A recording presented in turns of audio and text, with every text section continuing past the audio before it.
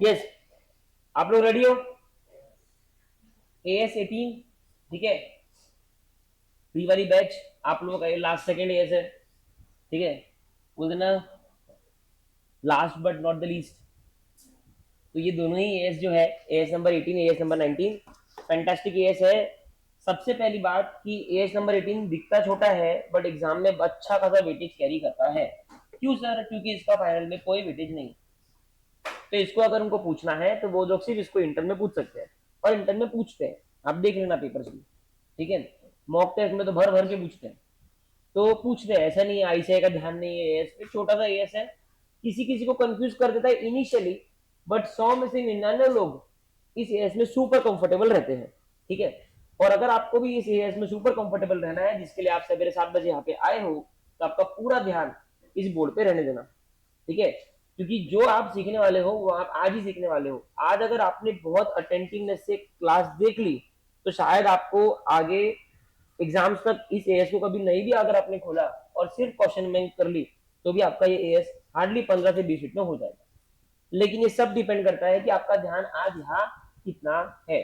Are you ready? पक्का? भारत माता की fresh Monday, AS number 18 related party disclosures, ठीक है। So we are starting AS 18, 1 2 3 start. What do you understand by related party?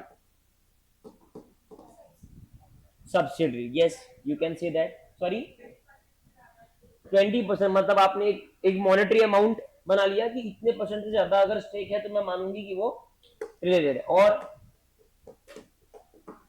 Related का basic definition क्या है? Control है sir, है ना, या कोई मेरा रिश्तेदार है, करेक्ट है। इन्फ्लुएंस है हमारा, किसी चीज पे इन्फ्लुएंस है हमारा, किसी पर्सन पे इन्फ्लुएंस है, राइट, उसको बोलेंगे रिलेटेड पार्टी, करेक्ट है। तो अगर मान लो मैं मेरी बहन, are we related party? Obviously. Me and my spouse, are we related party? Obviously. तो ये तो हो गया एक बेसिक डेफिनेशन, स्कूलिंग वाला definition. But when it comes to a corporate world, company की कोई बहन या कंपनी की कोई वाइफ होती है क्या? नहीं। तो वहां पे एक स्ट्रक्चर होता है कि कैसे मैं बोलूंगा कि एक कंपनी दूसरे कंपनी से रिलेटेड है। अच्छा सर, क्यों जानना है? क्यों? आप क्यों किसी के रिश्ते समझना चाहते हैं? Yes Barkha, what do you think?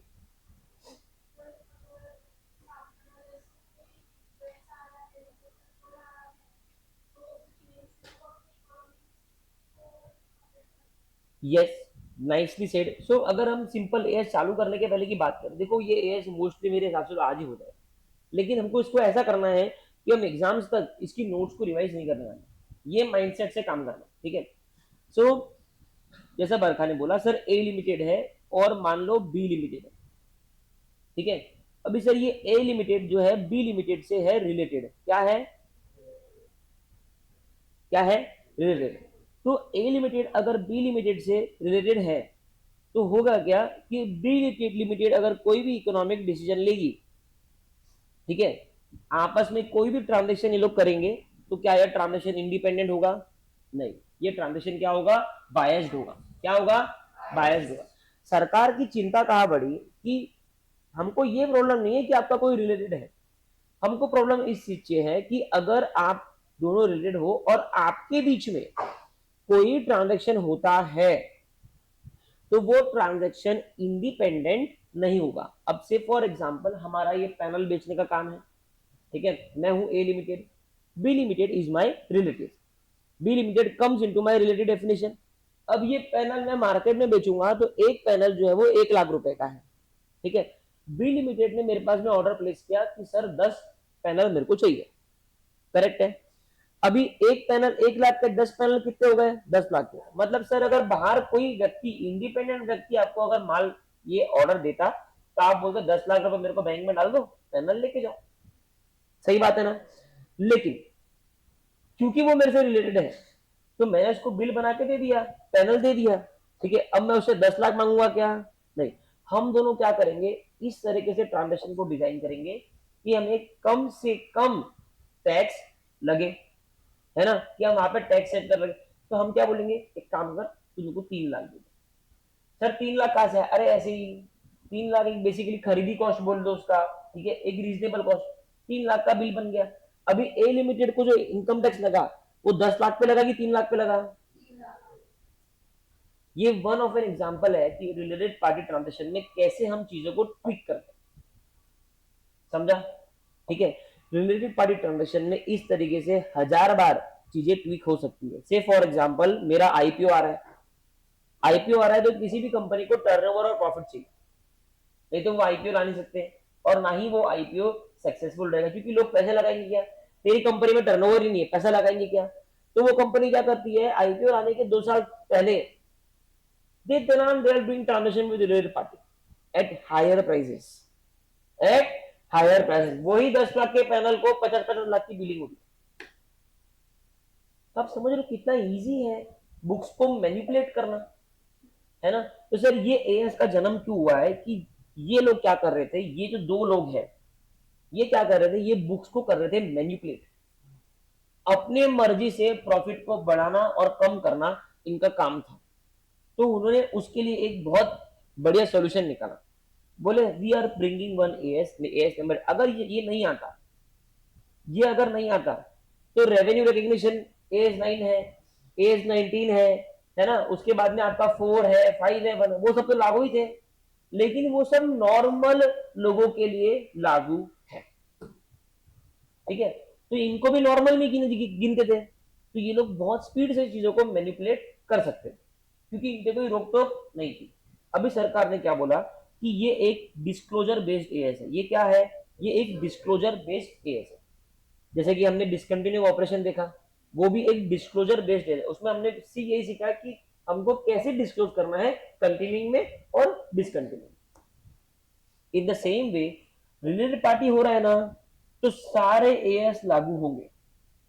ठीक है, एएस 1, 4, 9 जितने भी एएस है सबके प्रिंसिपल्स लागू होंगे, हमें कोई दिक्कत नहीं। रिलेटेड पार्टी ट्रांजेक्शन में सबके प्रिंसिपल्स लागू होंगे, सारे एएस लागू होंगे, we don't have any single issue. Only thing is whenever there is any RPT, RPT मतलब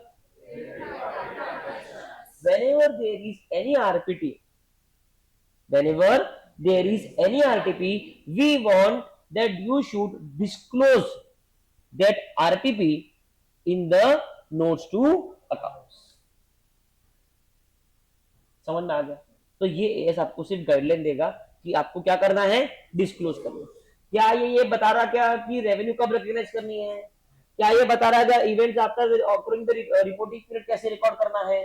क्या ये बता रहा है क्या चेंज इन अकाउंटिंग पॉलिसी रहेगा, क्या चेंज इन अकाउंटिंग एस्टिमेट रहेगा? नहीं ना, इसको उससे कोई मतलब नहीं। ये आपको सिर्फ 2 चीज सिखाने वाला है आज। 1+1=2।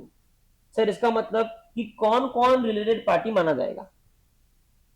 ठीक है, पहला तो वो समझना पड़ेगा ना भाई, कोई भाई बहन का रिश्ता थोड़ी रहेगा इसके अंदर कि इजीली बोल देंगे रिलेटेड पार्टी है। पहले हम वो समझेंगे कि सर रिलेटेड पार्टी कौन कौन माना जाए। सेकेंड हम वो समझेंगे कि रिलेटेड पार्टी एस्टैब्लिश हो गया है, अब बताओ हमें डिस्क्लोज क्या करना है। ये तो समझो 10% पार्ट है इस एएस का। 90% पार्ट एंड 90% क्वेश्चन इस चीज पे है कि कौन कौन रिलेटेड पार्टी है। जितना मेरा अनुभव है, जितने भी एमसीक्यू आईसीआई एग्जाम में बनाता है, हर एक एमसीक्यू में वो लोग इसका एक अंश डाल सकते हैं और डालते भी हैं। ठीक है, वो एमसीक्यू वो लोग मेनली बना रहे हैं मान लो गवर्नमेंट ग्रांट के लिए, मेनली बना रहे हैं मान लो वो लोग पीपीई के लिए, इसके लिए, लेकिन स्टार्टिंग में लिख देंगे कि ये इसकी ऐसी ऐसी कंपनी है, इसने ऐसा ऐसा ट्रांजेक्शन किया, पैराग्राफ खत्म। और फिर अगले पैराग्राफ से वो दूसरे एएस के लिए डिटेल्स चालू कर देते हैं। कहने का मतलब this is very easy to ask in MCQ as well as descriptive.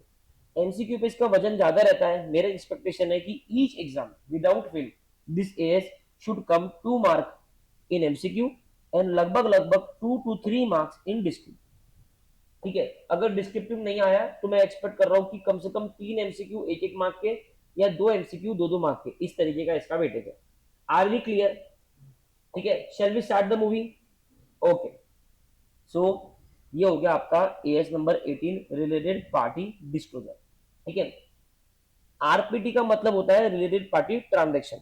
ठीक है, और आरपी डी का मतलब होता है रिलेटेड पार्टी डिस्क्लोजर, ठीक है।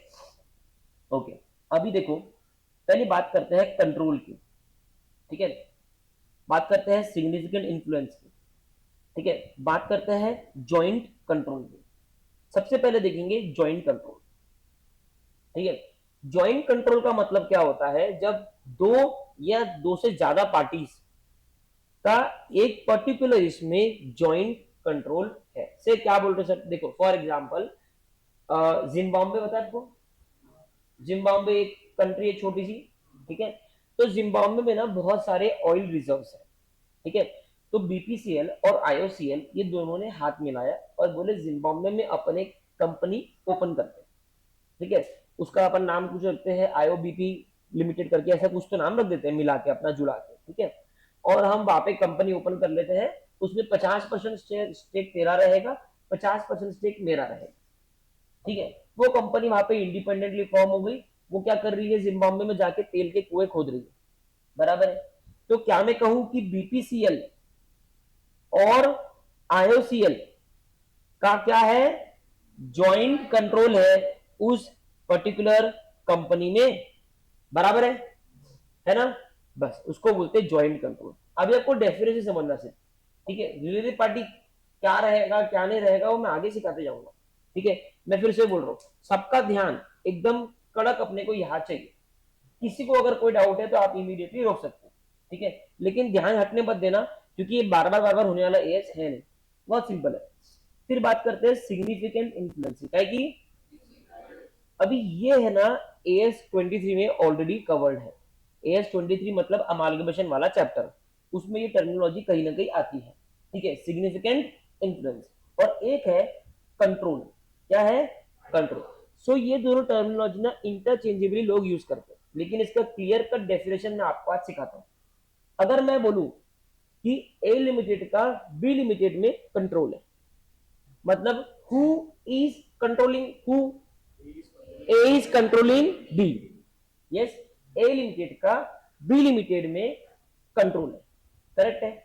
तो बी लिमिटेड के जो भी डिसीजन होने वाले हैं वो कौन कंट्रोल करने वाला है, ए लिमिटेड, यस। अभी सर कंट्रोल का डेफिनेशन क्या है, कंट्रोल का मतलब है कि आपका उसमें 50% से ज्यादा का स्टेक हो। कितना लॉजिकल है, अगर तेरा 50% से ज्यादा का स्टेक नहीं है तो तू अकेला मालिक है क्या उसका, नहीं ना।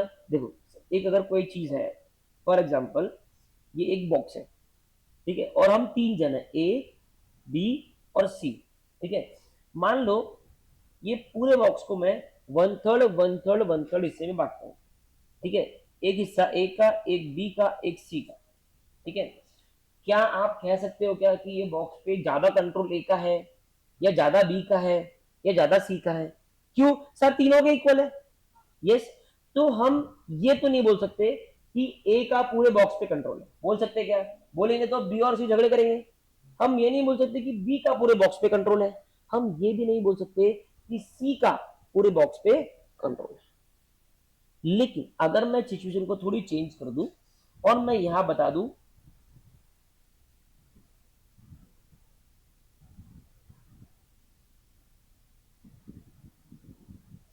अब आप बोल सकते हो कि ए का कंट्रोल है, क्योंकि ए के पास में 50% से ज्यादा बॉक्स का हिस्सा ए के पास में है, समझा ना।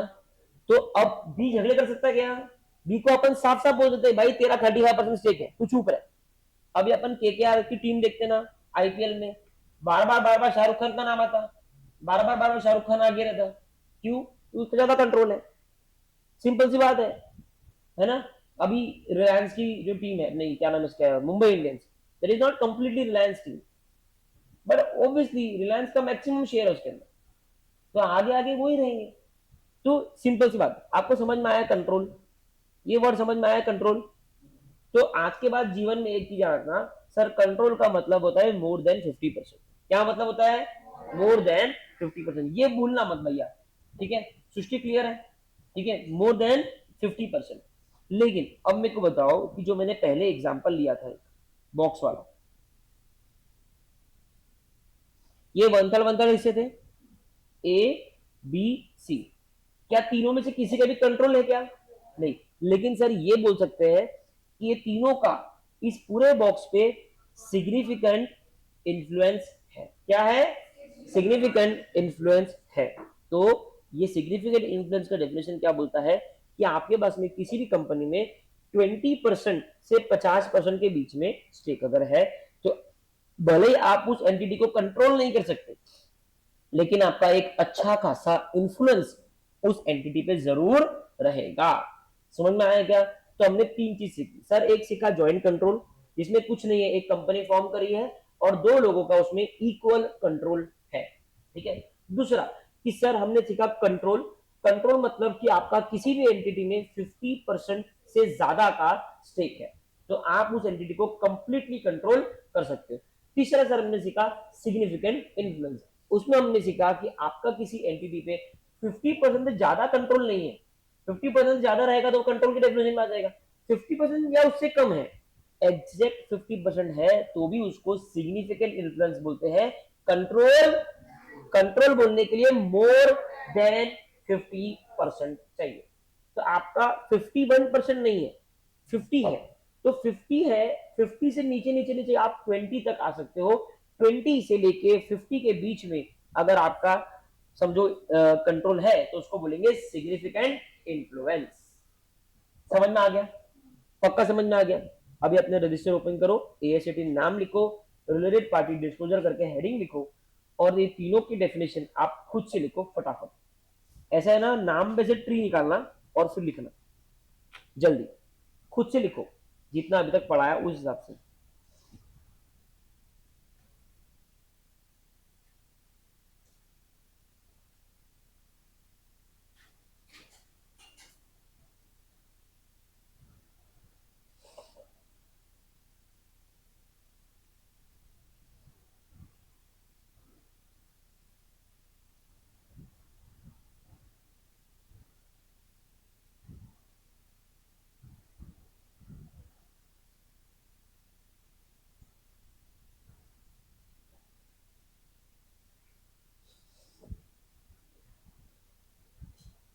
पहले लिखो कंट्रोल मोर देन 50, फिर लिखो significant influence 50 is equal to 50, या फिर उससे कम तक 20 तक आ सकते हो।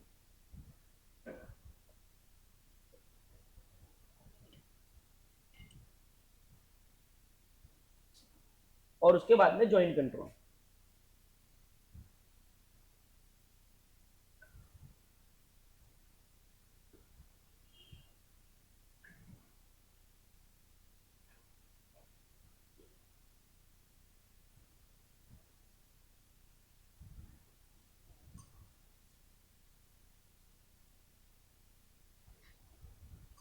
लिख लिया?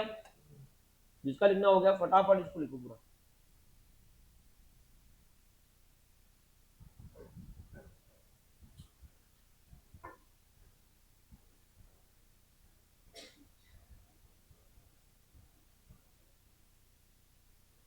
ज्वाइंट कंट्रोल,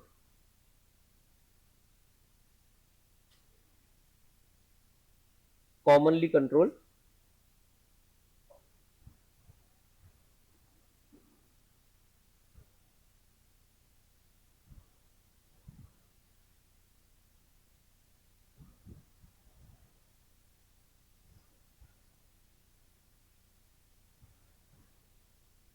ये ए लिखना मत भूलना।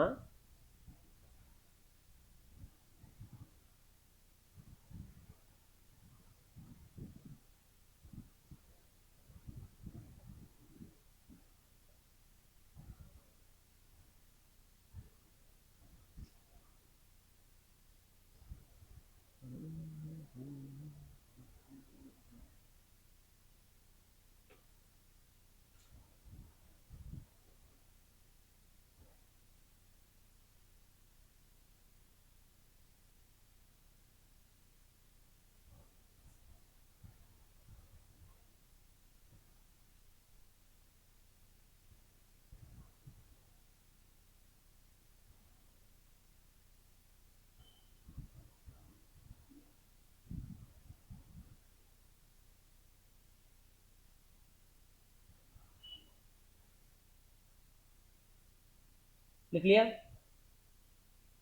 ठीक है। अब देखो, ये जो थ्योरी है ना, ये थ्योरी तो ठीक है, इसको आप देख लेना आराम से, पढ़ लेना, थ्योरी इतना वो नहीं है,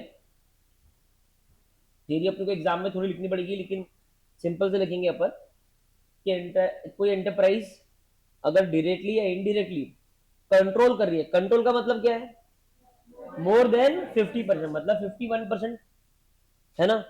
तो मतलब सब्सिडरी, सब्सिडी का मतलब क्या होता है, मोर देन 15। सब्सिडी का मतलब एक्चुअली आप एएस में पढ़ने वाले हो कंट्रोल, ठीक है, और कंट्रोल का डेफिनेशन क्या है, मोर देन 50%। तो ये पूरा जो ए मैंने सिखाया ना, ये पूरा सब्सिडरी को लेके, इसको लेके है, क्योंकि वर्ड क्या यूज करा हुआ है, कंट्रोल। सिग्निफिकेंट इन्फ्लुएंस करा हुआ है क्या वर्ड, क्या करा हुआ है, कंट्रोल। मतलब बात किसकी हो रही है, सब्सिडरी की। ये समझ में आया क्या अनुश्री, कि बात सब्सिडरी की हो रही है, पक्की बात, ठीक है। तो बेसिकली क्या है, अगर एंटरप्राइज है जो डायरेक्टली या इनडायरेक्टली कंट्रोल करती है, डायरेक्टली या इनडायरेक्टली कंट्रोल करती है कोई दूसरी एंटरप्राइज, ठीक है, तो वो दोनों तो रिलेटेड हो गए, है ना। अब ये 3 एग्जांपल से मैं आपको मस्त तरीके से सिखा दूंगा। एक ध्यान में रखना कि ये थ्योरी बस पढ़ लेना, इसमें से टूटी फूटी थ्योरी भी लिखेंगे चल जाएगा, ठीक है ना। इसको लर्न मत करते बैठना, हर चीज लर्न नहीं कर सकते आप, जो पूरा केओस क्रिएट हो जाएगा। समझ लो, इसको मन से ही लिखना पड़ेगा कि एंटरप्राइजेस हिंदी में बोलते हैं और एक बार इंग्लिश में बोलते हैं, बात खत्म। एंटरप्राइजेस जो डायरेक्टली या इनडायरेक्टली कंट्रोल कर रही है या कंट्रोल हो रही है या फिर कॉमन कंट्रोल में है, ये सब आपस में रिलेटेड है। बस इसको आप अच्छे से लिख देना, क्लियर है। अभी एग्जांपल तो समझो, आपकी जिंदगी का एकदम बढ़िया बेस्ट पार्ट है, सुनो बताऊं, ठीक है। हर एग्जाम में एक आधा पार्ट आ ही जाता है सब्सिडरी का, तो अगर 3-4 मार्क का क्वेश्चन भी आया तो 1-2 मार्क का आपको यही दे देगा, और सिंपल है। एक थंब रूल जीवन में याद रखना, मैं नीचे भी लिख के लाया हूं, बिल्कुल एकदम याद, मतलब एकदम ही कड़क याद रख लो, एकदम कभी जिंदगी में भूलना मत, कि सब्सिडरीज बोलो are always related to each other. क्या बोला मैंने, टू मतलब TO2, ठीक है। वापस से, subsidiaries are always related to each other, आपस में हर चीज को रिलेटेड है।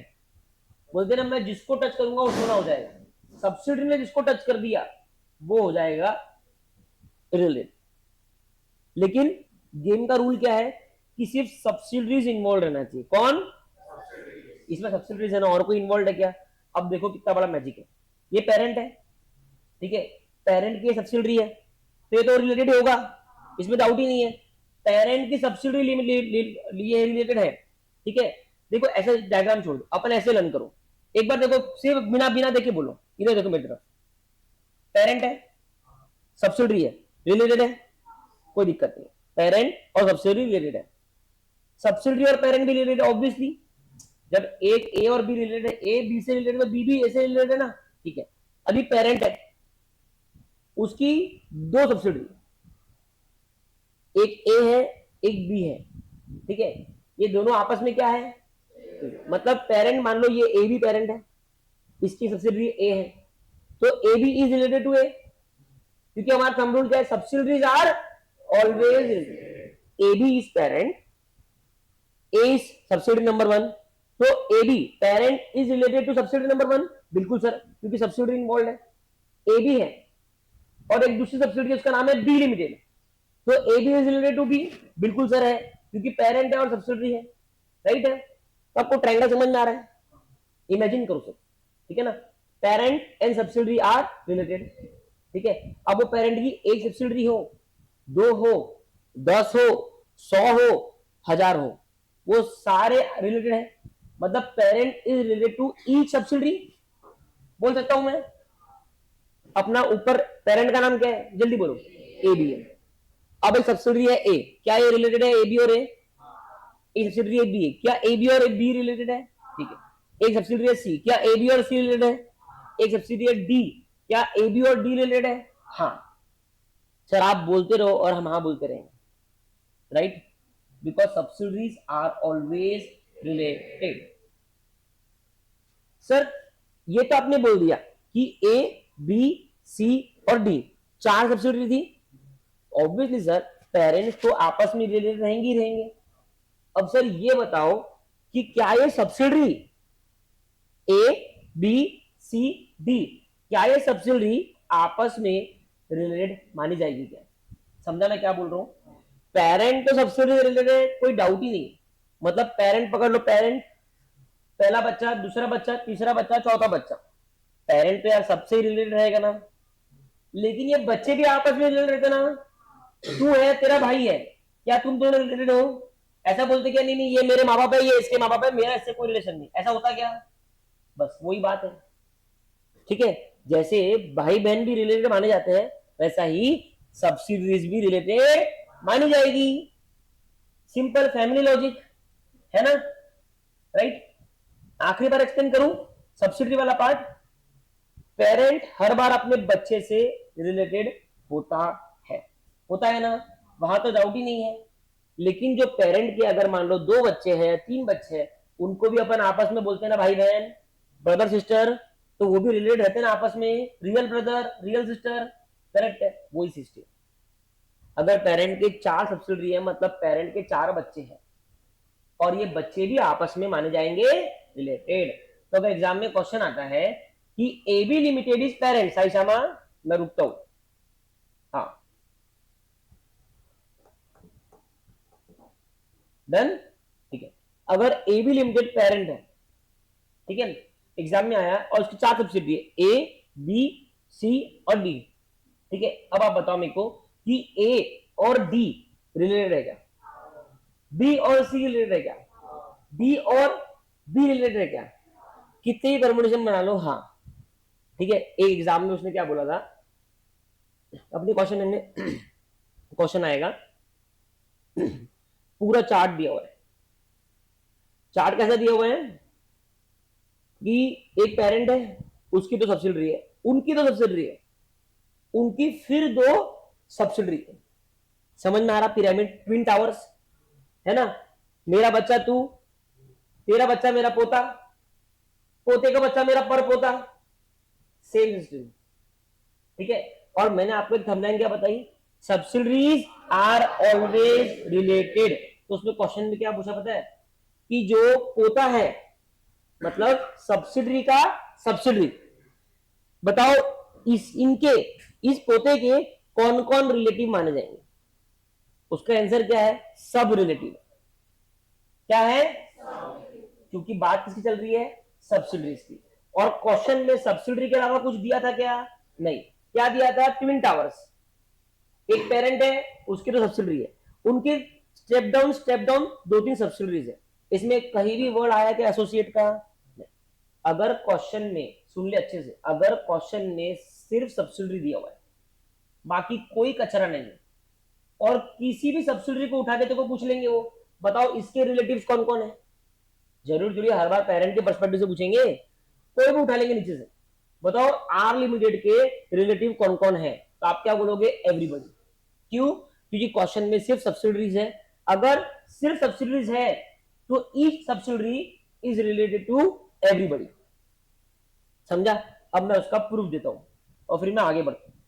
देखो सिंपल है, ए बी लिमिटेड, ठीक है, ये एग्जांपल भी लिख लो आप, ए बी लिमिटेड, उसके नीचे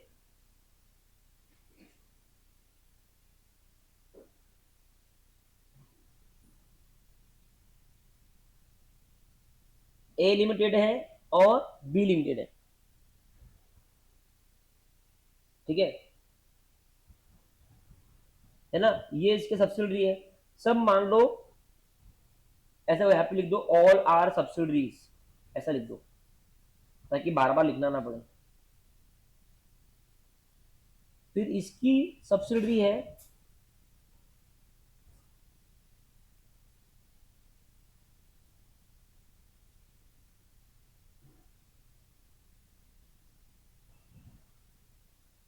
ये डायग्राम लिखो आप।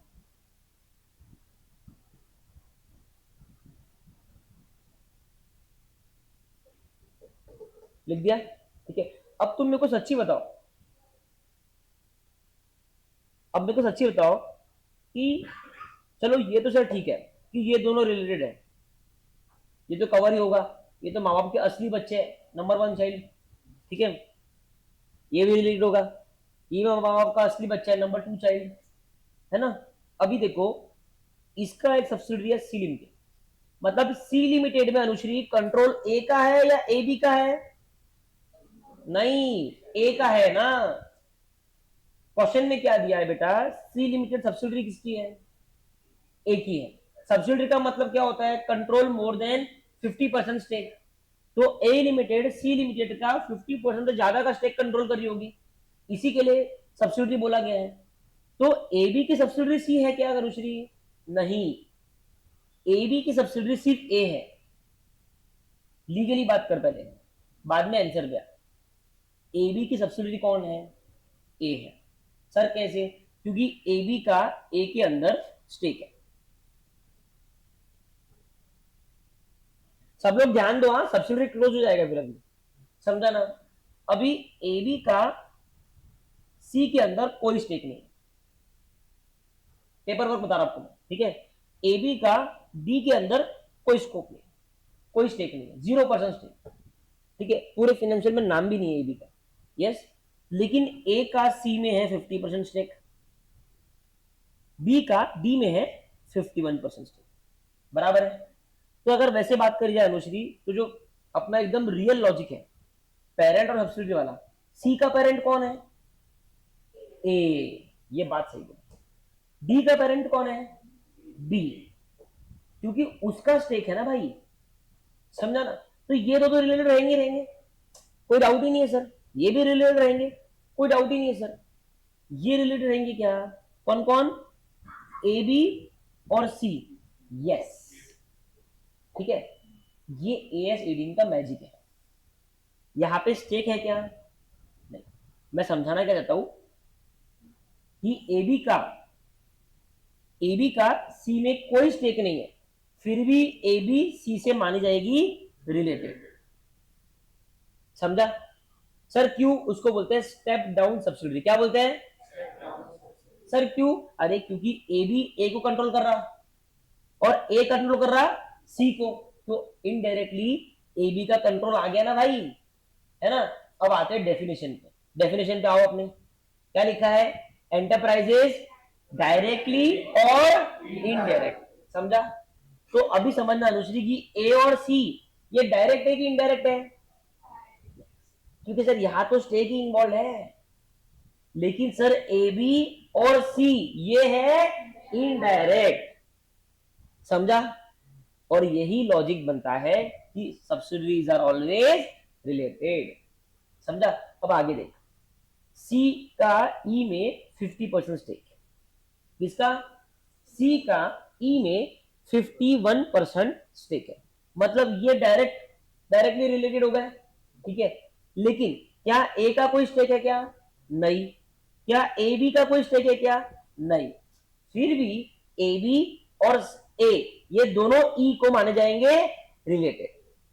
क्यों? Because subsidiaries are always related, समझा? क्योंकि वो इनडायरेक्टली उसको कंट्रोल करते हैं। सर अब इसका एक उदाहरण दे दो कि वो इनडायरेक्टली कैसे कर। सुन, मान ले बरखा ई लिमिटेड में कोई पॉलिसी डिसीजन आने वाला है, क्या आने वाला है? ठीक है। अभी सी वो पॉलिसी डिसीजन ले ही रहा था, ठीक है। तो सी को ए का कॉल आया, रुक जा रुक जा रुक जा, ठीक है, मैं बोलता हूं वैसा डिसीजन लेना। तो सी ने ए को क्या बोला? तू चुप रहे, तेरा कोई स्टेक है क्या उसमें, तू क्यों बोल रहा है? तो फिर ए ने सी को बोला, मैं अगर तेरे को बताऊं कि तेरे में किसका स्टेक है, तो मैं कल की कल तेरी कंपनी बंद कर सकता हूं, क्योंकि तेरा मालक मैं हूं। तू वो करेगा जो मैं बोलूंगा। तो सी चुप हो गया, उदास हो गया, बराबर है। ए सी को हुक्म दे रहा था, काय को लेके? ई के पॉलिसी डिसीजन को लेके। वापस से बोलता हूं, सब लोग ध्यान देना प्लीज, रिक्वेस्ट है। पॉलिसी डिसीजन किसका नहीं चाहिए? चल रहा था ई का, बराबर है। ई का मालक कौन? सी। सी डिसीजन ले रहा था, उसको रोक दिया ए ने, बोले डिसीजन मत लेना, मैं बोलूंगा वो डिसीजन लेना। पहले सी ने ए को क्या बोला कि तू मेरे को कैसे बोल सकता है, ई तो मेरी सब्सिडरी है। लेकिन ए क्या बोलता है, भाई तेरे पे पूरा कंट्रोल मेरा है, तो तू वही करेगा जो मैं बोलूंगा, बराबर है। तो ई वो करेगी जो मैं के को बोलूंगा। अब समझ में आ गई बात, एकदम समझ में आ गई। होता है ना कभी पिक्चरों में पुलिस वाला कुछ ले रहा होता है, ऊपर से कॉल आ जाता है कि एक्शन मत लेना, यस, वैसे वाली बात है। एक और चीज, अब ए सी को गाइड कर ही रहा था, बीच में कौन आ गया, बोले तू चुप रहे, मैं जो देखो बोल रहा वो तू सी को बोल, और सी वो बोलेगी ई को। Hence whenever there are subsidiaries involved, each subsidiary is related to every subsidiary and parent। समझ में आ गया क्या, क्योंकि सबका सब में कंट्रोल है। समझा क्या, ये एग्जांपल लिखो, ये लिख दिया आपने 51% है ना। अब नीचे लिखो नोट, मैं बोलता हूँ वो नोट लिखो, फ्रेश पेज पे लिखना अगर जगह नहीं है तो।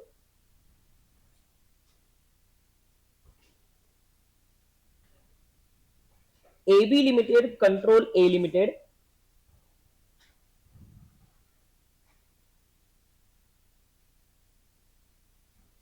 hence this is direct control।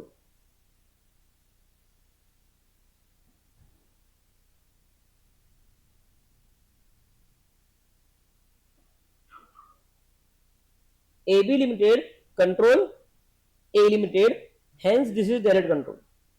A Limited control C Limited,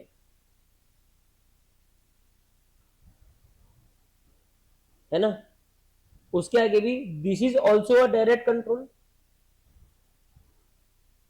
ऐसा लिखना कि बाद में पढ़ोगे ना आपको पढ़ते आना चाहिए, उस तरीके से प्रेजेंट करना, हाँ, है ना। नाउ एक लाइन छोड़ के स्टार मार्क, एक लाइन छोड़ के star mark. Now we can say that AB Limited indirectly controls C Limited through A Limited। AB Limited indirectly controls C Limited through A Limited। बराबर बात है ना, पढ़ लो, खुद को सेटिस्फाई कर लो।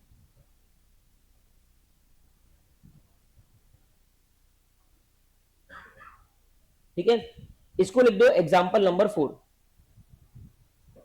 हाँ, अभी तक जितना पढ़ाया मैं आपको 1 मिनट दे रहा हूं, अपने बुक में आंख लगा के उतना पढ़ो, खुद को सेटिस्फाई करो। मैं क्वेश्चन पूछूंगा, बाद में किसी का गलत नहीं आना चाहिए। कुछ डाउट है क्या नुसरी, क्लियर है, डायरेक्टली इनडायरेक्टली, साइशामा क्लियर है, direct indirect, please Srishti clear है, पढ़ो।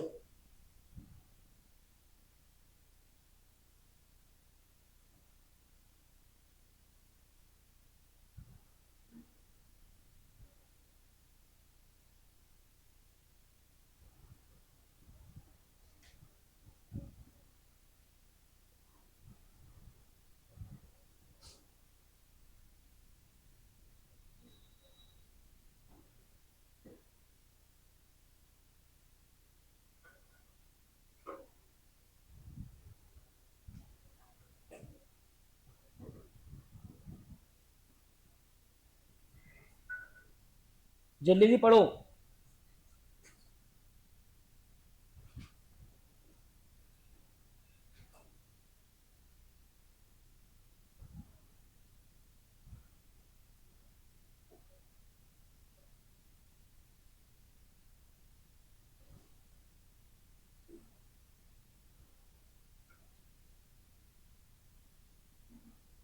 बोर्ड पे देखो,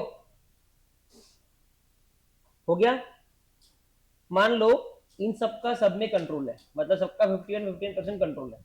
अभी भूमि मेरे को बताओ कि एफ लिमिटेड के रिलेटेड पार्टी कौन कौन है, कौन कौन है, नाम बोलो सबके।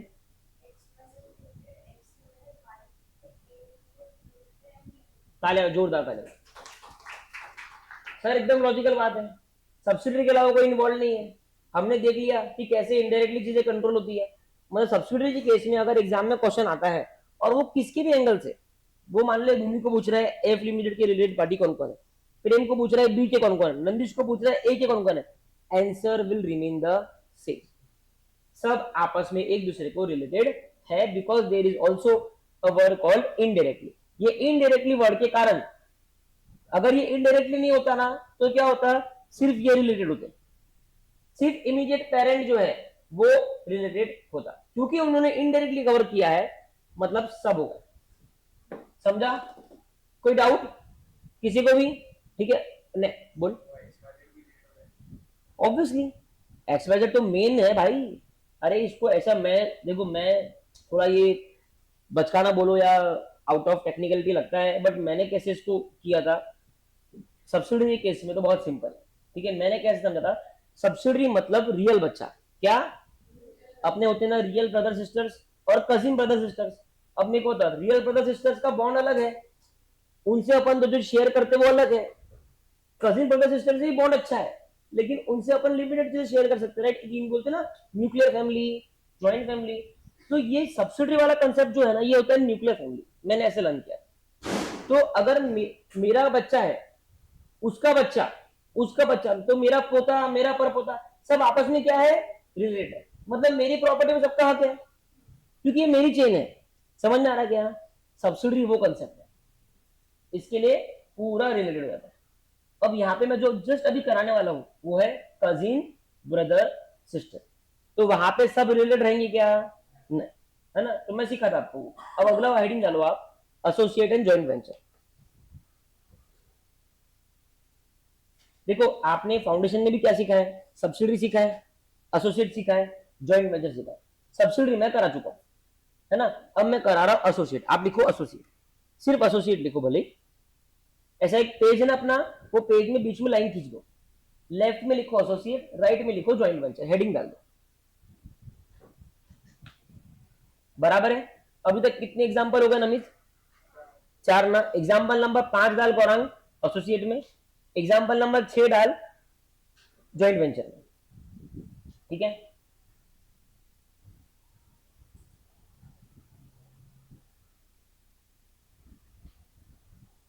चलो गुरु। ठीक है, अब देखो, अब मान लो इंडिया लिमिटेड, एसोसिएट में लिखो इंडिया लिमिटेड।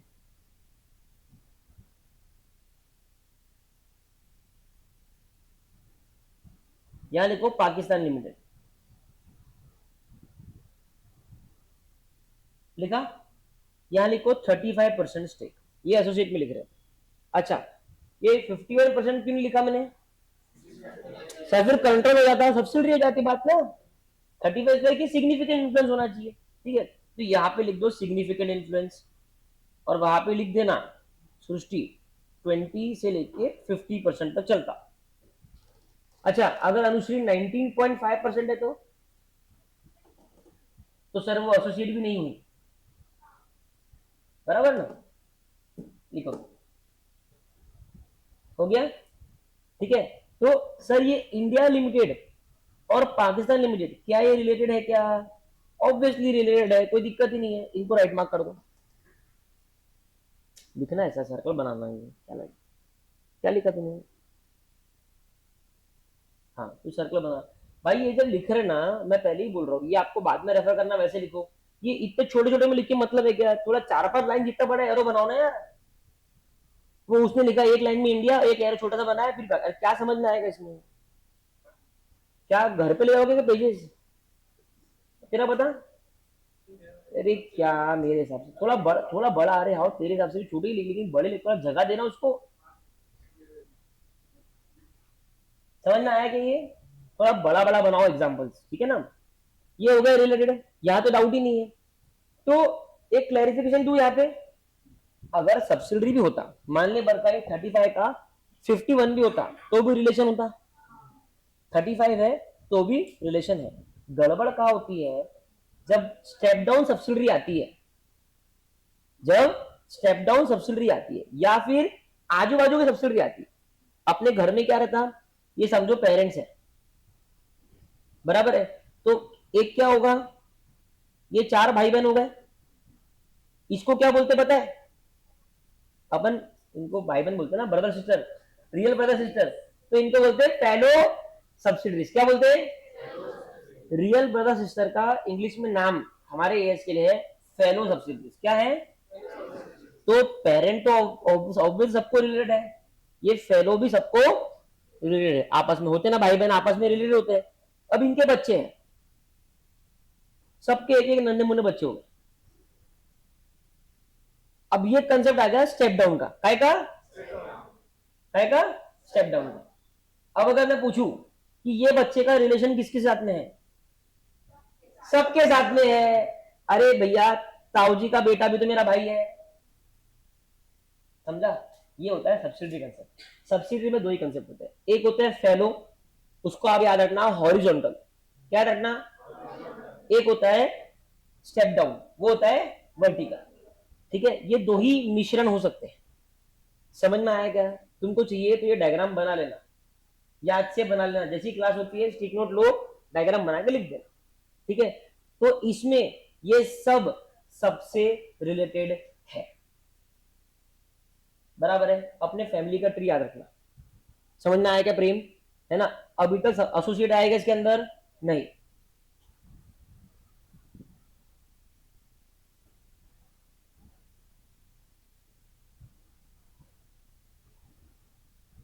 ठीक है, अभी एसोसिएट में ऐसा नहीं होता, मैंने सिखाया कि आगे का सब्सिडरी में पूरा साम्राज्य है, एसोसिएट में क्योंकि मेरा पूरा कंट्रोल नहीं है, मेरा पूरा कंट्रोल नहीं है। मैंने क्या बोला, इनडायरेक्टली कंट्रोल करते हैं।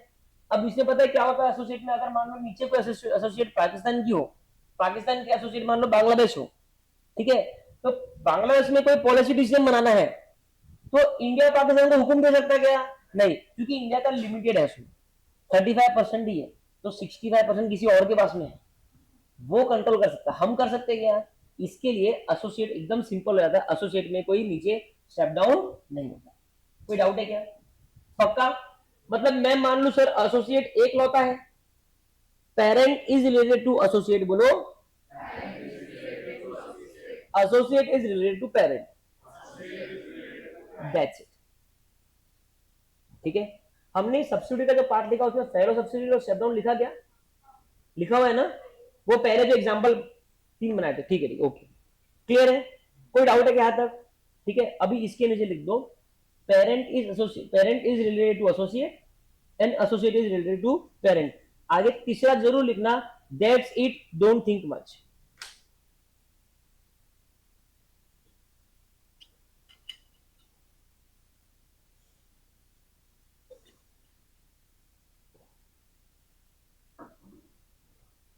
लिखना भाई।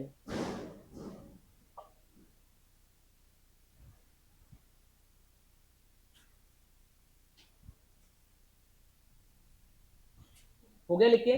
तीसरा लिखा ना पक्का? ठीक है, अब है ना हम खेलेंगे ज्वाइंट वेंचर। ये हो गया एसोसिएट। अभी ज्वाइंट वेंचर आपको बोला था मैंने, ठीक है, तो आप क्या करो, यहां पे लिखो, यहां पे लिखो बीपीसीएल, यहां लिखो आईओसीएल।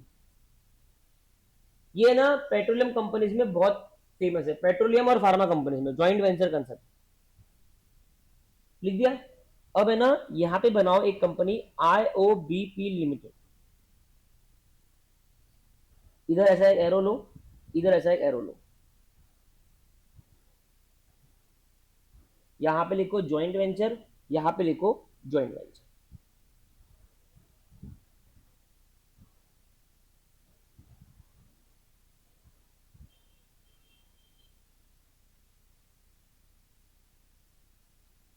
लिख दिया।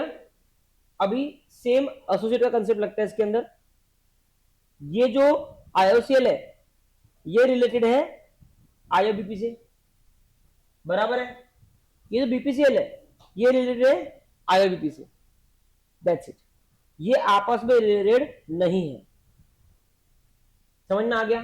सेम, क्योंकि सर पूरा कंट्रोल नहीं है ना? और ये दोनों आपस में कैसे रिलेटेड होंगे? अरे ये दोनों तो शक्तिशाली पार्टी है जिन्होंने मिलकर इसको बनाया है। इन दोनों में से आपस में कोई वीक है क्या? इन दोनों ने मिलकर इसको बनाया।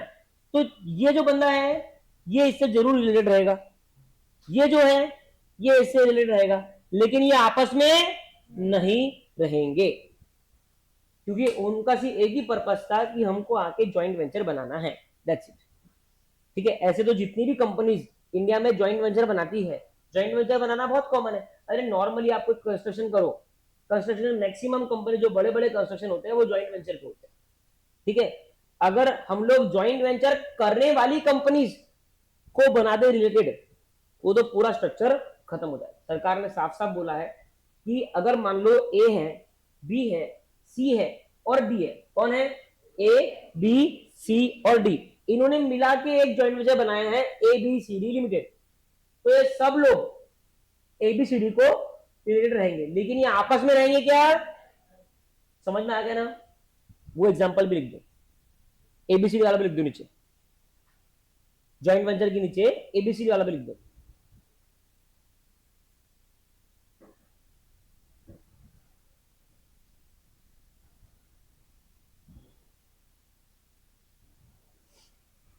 चार कंपनीज है, A B C D, A B C और डी, ये चारों ने मिलकर एक जॉइंट वेंचर बनाया A B C D limited. तो ये चारों इंडिविजुअली एबीसीडी से रिलेटेड रहेंगे, लेकिन ये आपस में एक दूसरे से रिलेटेड नहीं रहेंगे।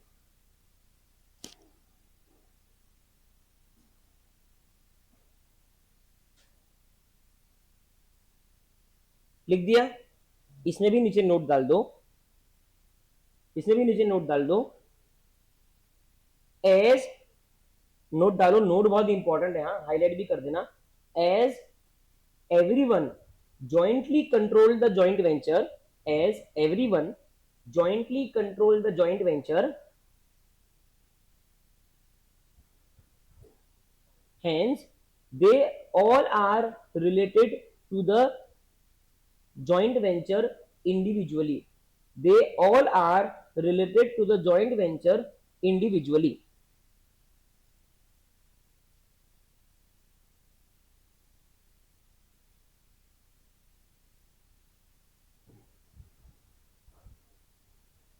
है ना, एक और स्टार मार्क लिख दो।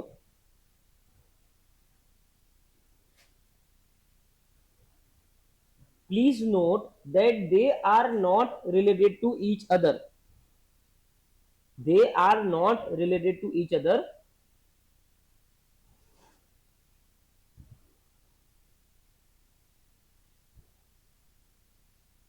ठीक है, लिख दिया। पहले नोट में क्या लिखा कि वो लोग सब इंडिविजुअली ज्वाइंट वेंचर से रिलेटेड है, लेकिन वो आपस में रिलेटेड नहीं है, ठीक है। मतलब उसको अपन फेलो कंपनीज नहीं बोलेंगे, right. There is only a concept of fellow subsidiaries, ठीक है, ओके। कोई डाउट किसी को, पक्का। तो मैंने सब्सिडरी बताया, सब्सिडरी में सब कुछ आ गया, यस, स्टेप डाउन भी आ गया, फेलो भी आ गया। मैंने बताया एसोसिएट, मैंने बोला एसोसिएट में पेरेंट और एसोसिएट होते हैं रिलेटेड, ठीक है, उसके बाद में रिलेशन नहीं होता है, करेक्ट है। मैंने भी सिर्फ सिंगल बताया, जितना मैं बता रहा उतना उतना दिमाग में रखना है। क्या मैंने ये बताया कि अगर एक पेरेंट के दो एसोसिएट है तो वो आपस में रिलेटेड होता है, ऐसा बताया कि मैंने क्या बताया, पेरेंट है और उसका एसोसिएट है तो पेरेंट एसोसिएट से रिलेटेड है। मैंने बताया था फेलो एसोसिएट्स, फेलो एसोसिएट मतलब एक ही पेरेंट के दो तीन एसोसिएट्स है। फेलो सब्सिडरी मतलब एक ही पेरेंट के दो तीन सब्सिडरीज है। फेलो सब्सिडरीज आर रिलेटेड मतलब ये तीनों सब्सिडरी आपस में एक दूसरे से भी रिलेटेड रहेंगी और पेरेंट से भी रिलेटेड रहेंगे। बट मैंने फेलो एसोसिएट बताया क्या, नहीं। फेलो एसोसिएट में क्या है, मान लो एक कंपनी है, उसके दो तीन एसोसिएट है, तो कंपनी और वो हर एक एसोसिएट आपस में क्या है, रिलेटेड है, क्योंकि सिग्निफिकेंट इन्फ्लुएंस है। लेकिन वो एसोसिएट एक दूसरे के साथ में रिलेटेड है क्या, नहीं। वो सिखाया क्या मैंने, अगर मैंने वो नहीं सिखाया मतलब वो रिलेटेड नहीं है, ठीक है। वो भी मैं नीचे अलग से लिखाऊंगा आपको, समझा, ठीक है। अभी अगर जगह होगी तो थोड़ी जगह छोड़ देना, है ना, और फिर अगले पेज पे आगे बढ़ो। तो हमने एसोसिएट देख लिया, तो मैं बोलूं एसोसिएट और जेबी तो बहुत ही सिंपल है, सिर्फ इमीडिएट रिलेशन है उसमें, करेक्ट है, ठीक है। अब ये तीसरा हो, सी, एसोसिएट और जॉइंट वेंचर को अपने बी हेडिंग दी है, अपन सी दे रहे। अभी कंपनी कंपनी का खत्म हो गया खेल, अब आ रहा है इंडिविजुअल। कंपनी का खेल खत्म हो गया, ठीक है, कंपनी का खेल खत्म हो गया। सब लोगों को समझा कंपनी, पक्का। सी की हेडिंग डाल दो, ये पूरा लिख दो बोर्ड का।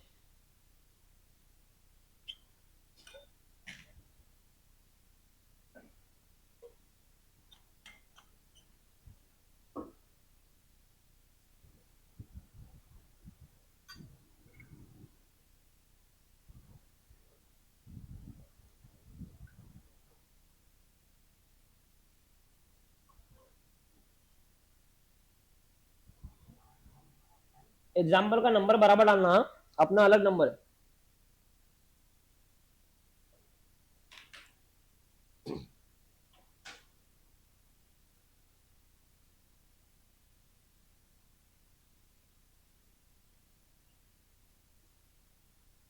जिनका लिखना हो गया पढ़ लो, मैं पूछूंगा जो लिखा हो।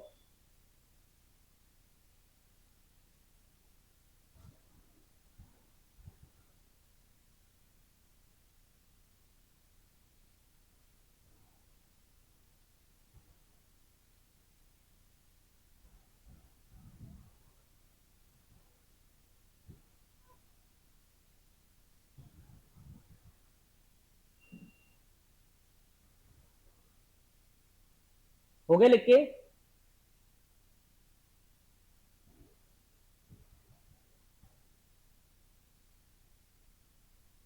हो गया?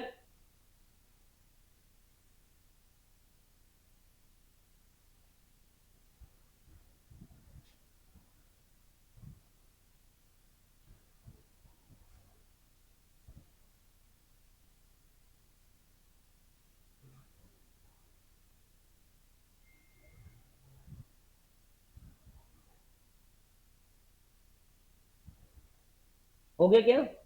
ठीक है, कौन एक्सप्लेन करेगा? निहाल करो, सब लोग सुनो।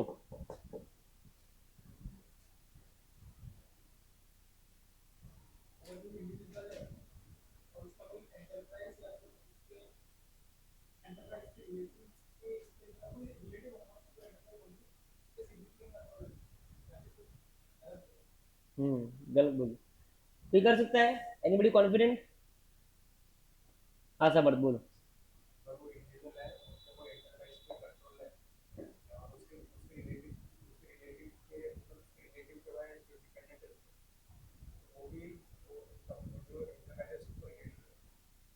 हाँ सही बोला उसने, तो मैं उसको बेटर तरीके से एक्सप्लेन करता हूँ, ठीक है। सिंपल सा कंसेप्ट है, यहाँ पे एक लिख लेना मुकेश अंबानी एग्जाम्पल के लिए, ठीक है। कोई एक इंडिविजुअल है, उसका अगर कोई कंपनी है, अभी तक हमने ऊपर क्या बात करी, किसी कंपनी का दूसरे कंपनी पे इन्फ्लुएंस है। अब हम बात कर रहे हैं इंडिविजुअल लेवल पे। मान लो मुकेश अंबानी है, मुकेश अंबानी का रिलायंस क्या, मुकेश अंबानी के पास में रिलायंस के शेयर है। अगर मान लो उसके पास में 20% या उससे ज्यादा का शेयर है, तो उसका सिग्निफिकेंट इन्फ्लुएंस या कंट्रोल में से कुछ ना कुछ तो आ जाएगा।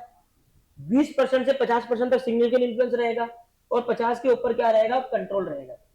तो अगर किसी भी इंडिविजुअल का सिग्निफिकेंट इन्फ्लुएंस या फिर कंट्रोल किसी भी एंटरप्राइज में होता है, तो वो इंडिविजुअल और वो एंटरप्राइज क्या रहेगी, रिलेटेड पार्टी। समझ में आ गया? तो मान लो शुभम है,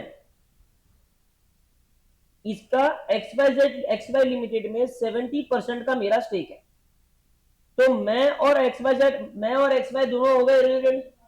क्योंकि यार देखो ना लॉजिक, मैं एक्स वाई के डिसीजन को कंट्रोल कर सकता हूं ना, मैं इन्फ्लुएंस कर सकता हूं डिसीजन को।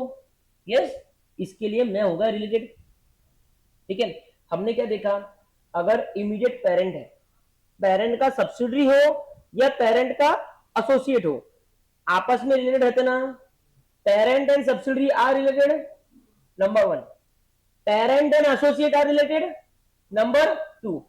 एन इंडिविजुअल जिसका या तो 50% ज्यादा कंट्रोल है या 20 से ज्यादा कंट्रोल है, ठीक है, इन एनी सिनारियो वो भी उस एंटरप्राइज से क्या रहेगा, रिलेटेड।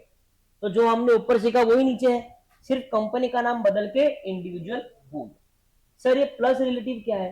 क्या होता था पहले, ये नहीं था।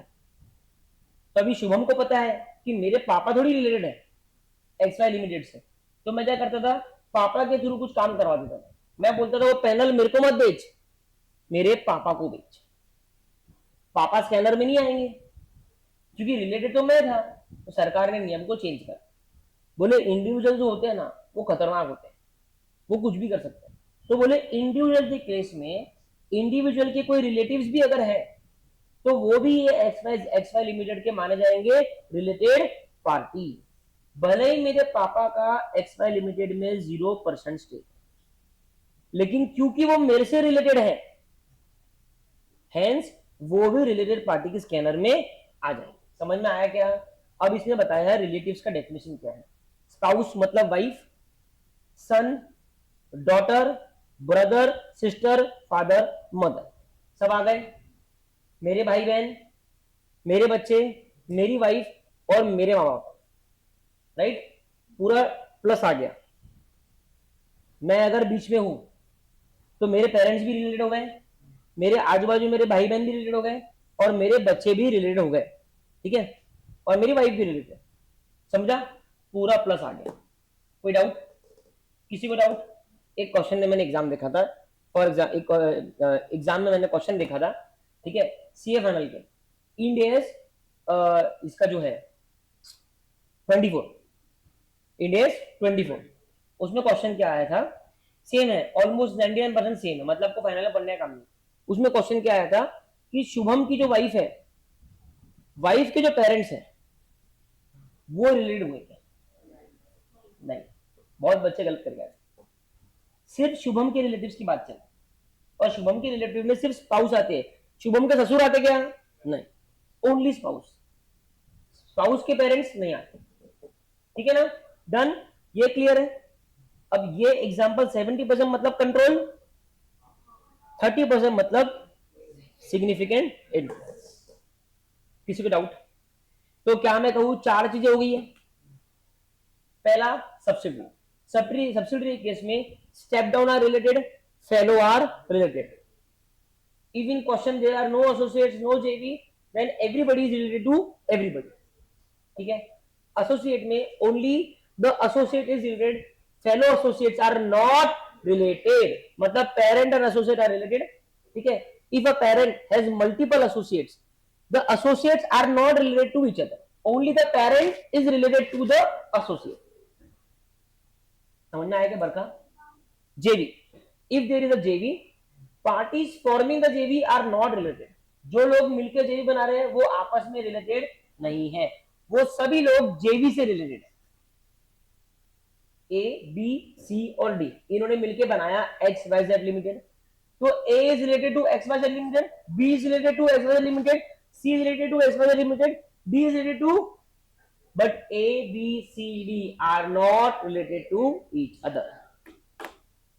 समझा क्या? एसोसिएट और जॉइंट वेंचर में इनडायरेक्टली वर्ड बहुत कमजोर हो जाता है। ठीक है? उसके बाद में इंडिविजुअल है, इंडिविजुअल में सेम सब्सिडी कंसेप्ट है। ठीक है? अगर कोई इंडिविजुअल है, उसका कंट्रोल हो या फिर सिग्निफिकेंट इन्फ्लुएंस हो किसी भी एंटरप्राइज पे, तो वो इंडिविजुअल उस एंटरप्राइज का हो गया रिलेटेड पार्टी। प्लस इंडिविजुअल के कोई रिलेटिव है तो वो भी उस एंटरप्राइज के हो गए रिलेटेड पार्टी, इवन दो वो रिलेटिव का 0% स्टेक हुआ। और रिलेटिव का मतलब प्लस है, मेरे मम्मी पापा, मेरी वाइफ, मेरे भाई बहन और मेरे बच्चे। अभी तक का वापस रिवाइज हो गया क्या एक बार? सब लोग कमांड में एकदम? ठीक है, अब नीचे आएंगे, उसके पहले मैं आपको कुछ क्वेश्चन पूछता हूं, बताएंगे आंसर? ठीक है, देखो मैंने कुछ क्वेश्चंस पूछे हैं कंप्यूटर को, ठीक है, केबीसी खेलता है, मैं किसको पूछूं वो बोलेगा, चलता, क्योंकि मैंने फिर से रिवाइज करा दिया। ठीक है, पहला बोल Atharva, Gamma Limited holds 60% in Delta Limited. Delta Limited in turns hold 55% in E Limited. ठीक है? Gamma Limited sells machinery to E Limited. बताओ गामा और ई रिलेटेड है क्या? क्यों? सब्सिडरी की सब्सिडरी, वेरी गुड। ठीक है, गौरान, Z Limited holds 22% voting power in A Limited. Z Limited holds 22% voting power in A Limited। ठीक है, बताओ Z Limited A Limited से रिलेटेड है क्या? क्यों? सिग्निफिकेंट इन्फ्लुएंसर एसोसिएट है, ये रीजन देना पड़ेगा। ठीक है, आगे आदित्य, ध्यान से सुनना, एक बार पढ़ूंगा, भले एक बार और पढ़ दूंगा। ओ लिमिटेड होल्ड्स 30% कितना of the equity of N limited, N for Nagpur. O limited holds 30% of N limited. सब लोग दिमाग में आंसर बनाना, फिर मैच भी करना, तुम्हारा भी हो जाएगा। For the entire financial year दे, हाँ ठीक है। तो बताओ ओ लिमिटेड एन लिमिटेड से रिलेटेड है क्या? क्यों? एसोसिएट है ना। अब आगे पढ़ेंगे। शर्मा है, Preet, mister Sharma is Titan limited and Atlas limited form a joint venture company, उसका नाम है नोवा लिमिटेड। ठीक है, बताइए Titan, is Titan related to Nova? Is Titan related to Nova? बोलो ना। ठीक है, is Titan related to Atlas? No, अटक गए है ना, नो, क्योंकि सर वो तो फॉर्मिंग पार्टीज है, वो आपस में रिलेटेड नहीं हो। ठीक है, मैं फेलो एसोसिएट का भी नहीं ले रहा हूँ, वो बाद में लूंगा। इस पे आपको भयानक वाला एमसीक्यू टेस्ट अपन बनाएंगे। ठीक है, मजा आएगा। ठीक है, ये हो गया डन, ये लिख लिया गया। अभी 1 मिनट लो, फटाफट रिवाइज करो, तभी मैं आगे बढ़ूंगा।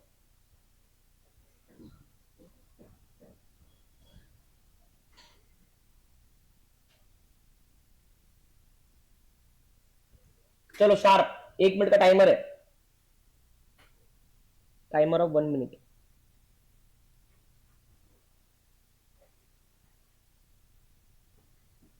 क्लास में करो उसको अच्छे से।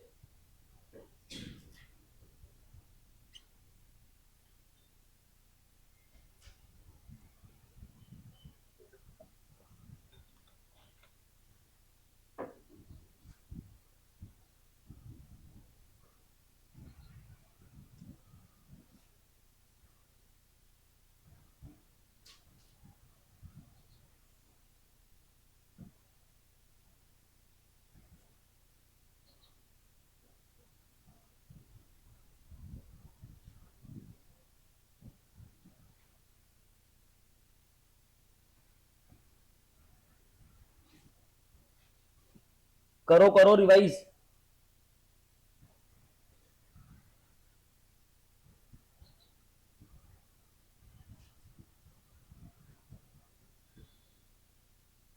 डन हो गया।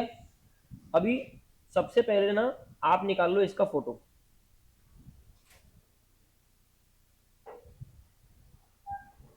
बहुत दिनों बाद फोटो निकाल रहे हैं, मैं क्लास में लिखा था।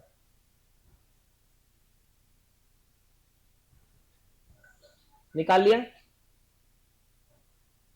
हो गया? ठीक है, अब सुनो, इसको समझते हैं।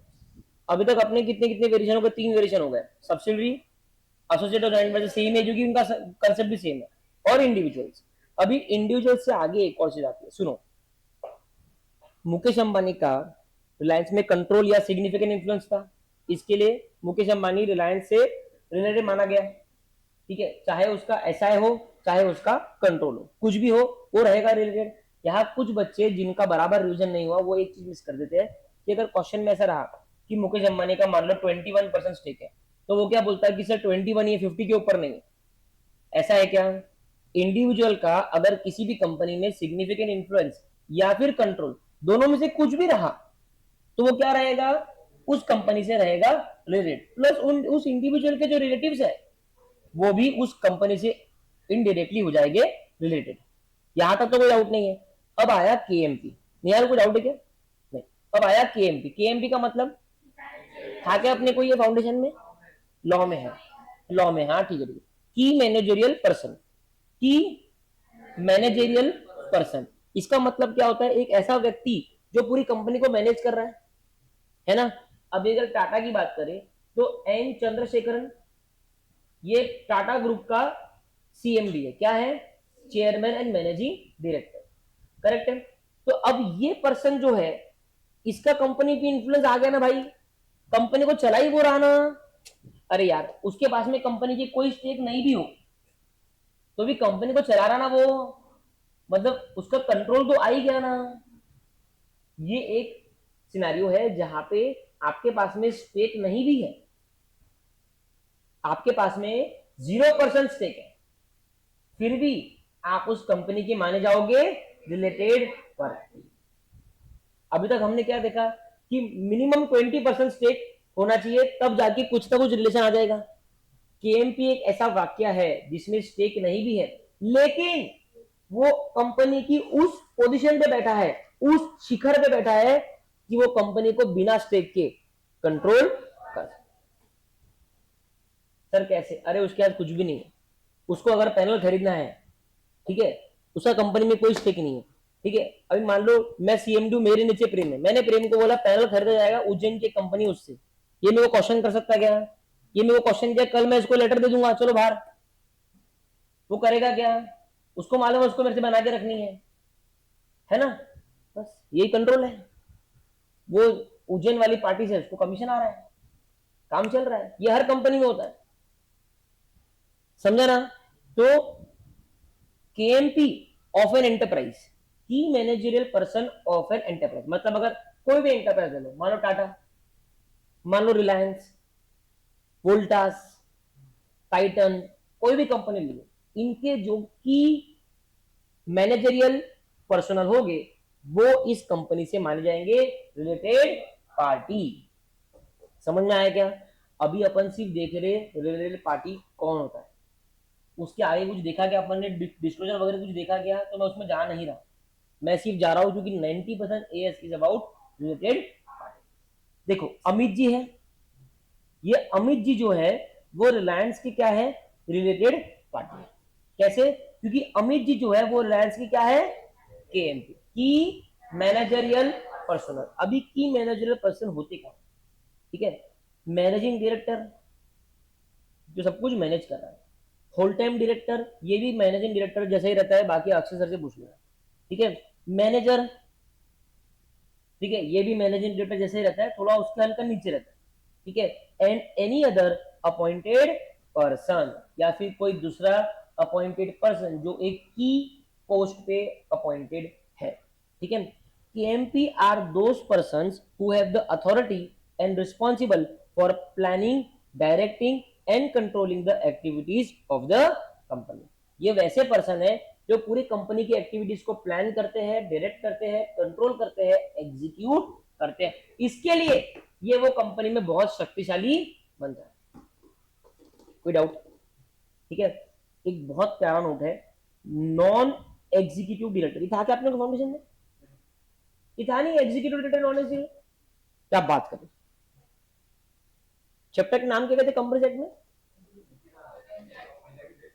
अच्छा बराबर, नॉन वो एक चैप्टर था, यहाँ पे पूरा सब्जेक्ट है नॉन एग्जीक्यूटिव डायरेक्टर। क्या है? नॉन। अच्छा एग्जीक्यूटिव डायरेक्टर क्या रहेगा प्रीत, क्या रहेगा एग्जीक्यूटिव डायरेक्टर? एग्जीक्यूटिव डायरेक्टर जो एग्जीक्यूट कर रहा है, सो जो सर रोज ऑफिस आ रहा है कोट पहन के, सारे कामकाज कर रहा है, सबको डायरेक्शन दे रहा है, सब कुछ कर रहा है, वो रहता है एग्जीक्यूटिव डायरेक्टर। अब मैं मयंक भैया की बात करूं तो सीए इंटरमीडिएट बोलो, सीए इंटरमीडिएट के लिए मयंक भैया है नॉन एग्जीक्यूटिव डायरेक्टर, क्योंकि उनका कोई लेना थोड़ी है, वो सिर्फ कंट्रोलिंग पावर में देख रहे हैं। वही अंकित भैया, अक्षय, मैं, प्रज्ञा, रिद्धि, ये सब कौन है? एग्जीक्यूटिव, हम आगे काम कर रहे हैं ना। तो एक्ट क्या बोलता है, एएस क्या बोलता है कि अगर नॉन एग्जीक्यूटिव डायरेक्टर है तो उसका कोई कंट्रोल है क्या? अभी कल अगर कुछ भी करना रहेगा तो मैं पहले मेरे को पूछेंगे कि इंटर का शेड्यूल ऐसे करना है क्या, फिर मेरे को लगता है कि ऐसे करना है तो करना है, बस। हर कंपनी में ऐसे ही काम चलता है। अभी फाउंडेशन में कुछ करना है तो मेरा कुछ सी है क्या? मैं नॉन एग्जीक्यूटिव डायरेक्टर हूं, मैं कुछ भी बोल नहीं सकता, वहां पे एग्जीक्यूटिव लेवल पे कोई और है, ठीक है, समझा ना बात को? तो जो बंदा कंपनी में पार्टिसिपेट कर सकता है उसको बोलते हैं एग्जीक्यूटिव डायरेक्टर। जो बंदा पार्टिसिपेट नहीं करता है, सिर्फ डायरेक्टर लेवल के पोजीशन पे है, तो क्वेश्चन में लिख के आता है कि मिस्टर ए कौन है? Non executive director. Mister B कौन है? Whole time director. तब तेरे को ज्ञान उत्तर रहना चाहिए कि अगर नॉन एग्जीक्यूटिव लिखा मतलब वो रिलेटेड नहीं है, क्योंकि वो सही नहीं है। नॉर्मली तो कंट्रोल और सिग्निफिकेंट इन्फ्लुएंस कैसे आता है? स्टेक से आता है। ये एक एक्सेप्शन है कि बिना स्टेक के भी आप किसी पर्सन को बोल रहे हो कि ये रिलेटेड है, just because of his position. But do non-executive director has that position? No, he doesn't have any say. So he is not having any stake. He is not having any position. तो क्या वो related रहेगा क्या? अब मेरे पास मेरा इसका एक बहुत बड़ा अच्छा एग्जांपल है. ऑब्वियसली सीए फाइनल में अच्छे क्वेश्चन बनते हैं, इंटर में इजी इजी बनते हैं. ठीक है, क्या पूछा था कि मिस्टर, मैं एग्जांपल दे रहा हूँ, वर्ड कुछ और होंगे. Mister A is a non executive, ध्यान से सुनना, बहुत प्यारा है वो है. Mister A is a non executive director, ठीक है, ऑफ मान लो AB limited, but he holds 20% stake in the company. अब इसमें बच्चे क्या करते हैं, जैसे ही नॉन एग्जीक्यूटिव डायरेक्टर देखते हैं वो बोलते हैं कि रिलेटेड नहीं है. अरे ये यहाँ रिलेटेड नहीं है, ऊपर के पॉइंट में आ गया ना कि तेरा सिग्निफिकेंट इन्फ्लुएंस है, not because of your position but because of your stake. समझ में आया क्या? ये दिमाग में कि सर पोजीशन के लेवल पे हम केएमपी की बात करेंगे, यहाँ पे स्टेक का कोई लेना देना नहीं. तो केएमपी की पोजीशन में non executive director is nothing. But हाँ, नॉन एग्जीक्यूटिव डायरेक्टर के पास में अगर कोई स्टेक वेक होगा तो फिर ऊपर के इसमें अपन जाके देखेंगे. यहां तक किसी को डाउट है क्या? ये क्लियर है? तो अभी तक अपने कितने हो गए? सब्सिडरी, उसमें था स्टेप डाउन और फेलो, एसोसिएटेड भी एकदम सिंपल. उसके बाद में इंडिविजुअल्स और उनके रिलेटिव्स का देखा कि उनका एसआई भी चलता और कंट्रोल भी चलता. उसके बाद में हमने देखा ए बी सी डी देखा, जिसमें केएमपी था. केएमपी में there is no stake involve only because of position it is related and only related to the particular company. यहाँ पे जितना बोला है उतना ही देखना है बेटा. मान ले क्वेश्चन में दिया है कि रिलायंस की सब्सिडरी है टाटा लिमिटेड है, तो ये मत बोल देना कि अमित जो है वो टाटा से रिलेटेड. नहीं नहीं नहीं नहीं, वो सिखाया क्या मैंने? वो जो स्टेप डाउन कंसेप्ट है ना, वो सिर्फ, बराबर है ना? किसी को डाउट है कि कोई? बाकी तो सिंपल सिंपल है, सिर्फ बड़ा कौन है, पहला वाला सिखाया जो, बाकी तो सब डायरेक्ट डायरेक्ट वाले हैं. कोई डाउट नहीं? पक्का? Everybody clear? अभी ई वाला गौरव बता इनको ई वाला क्या है, सिखा जरा.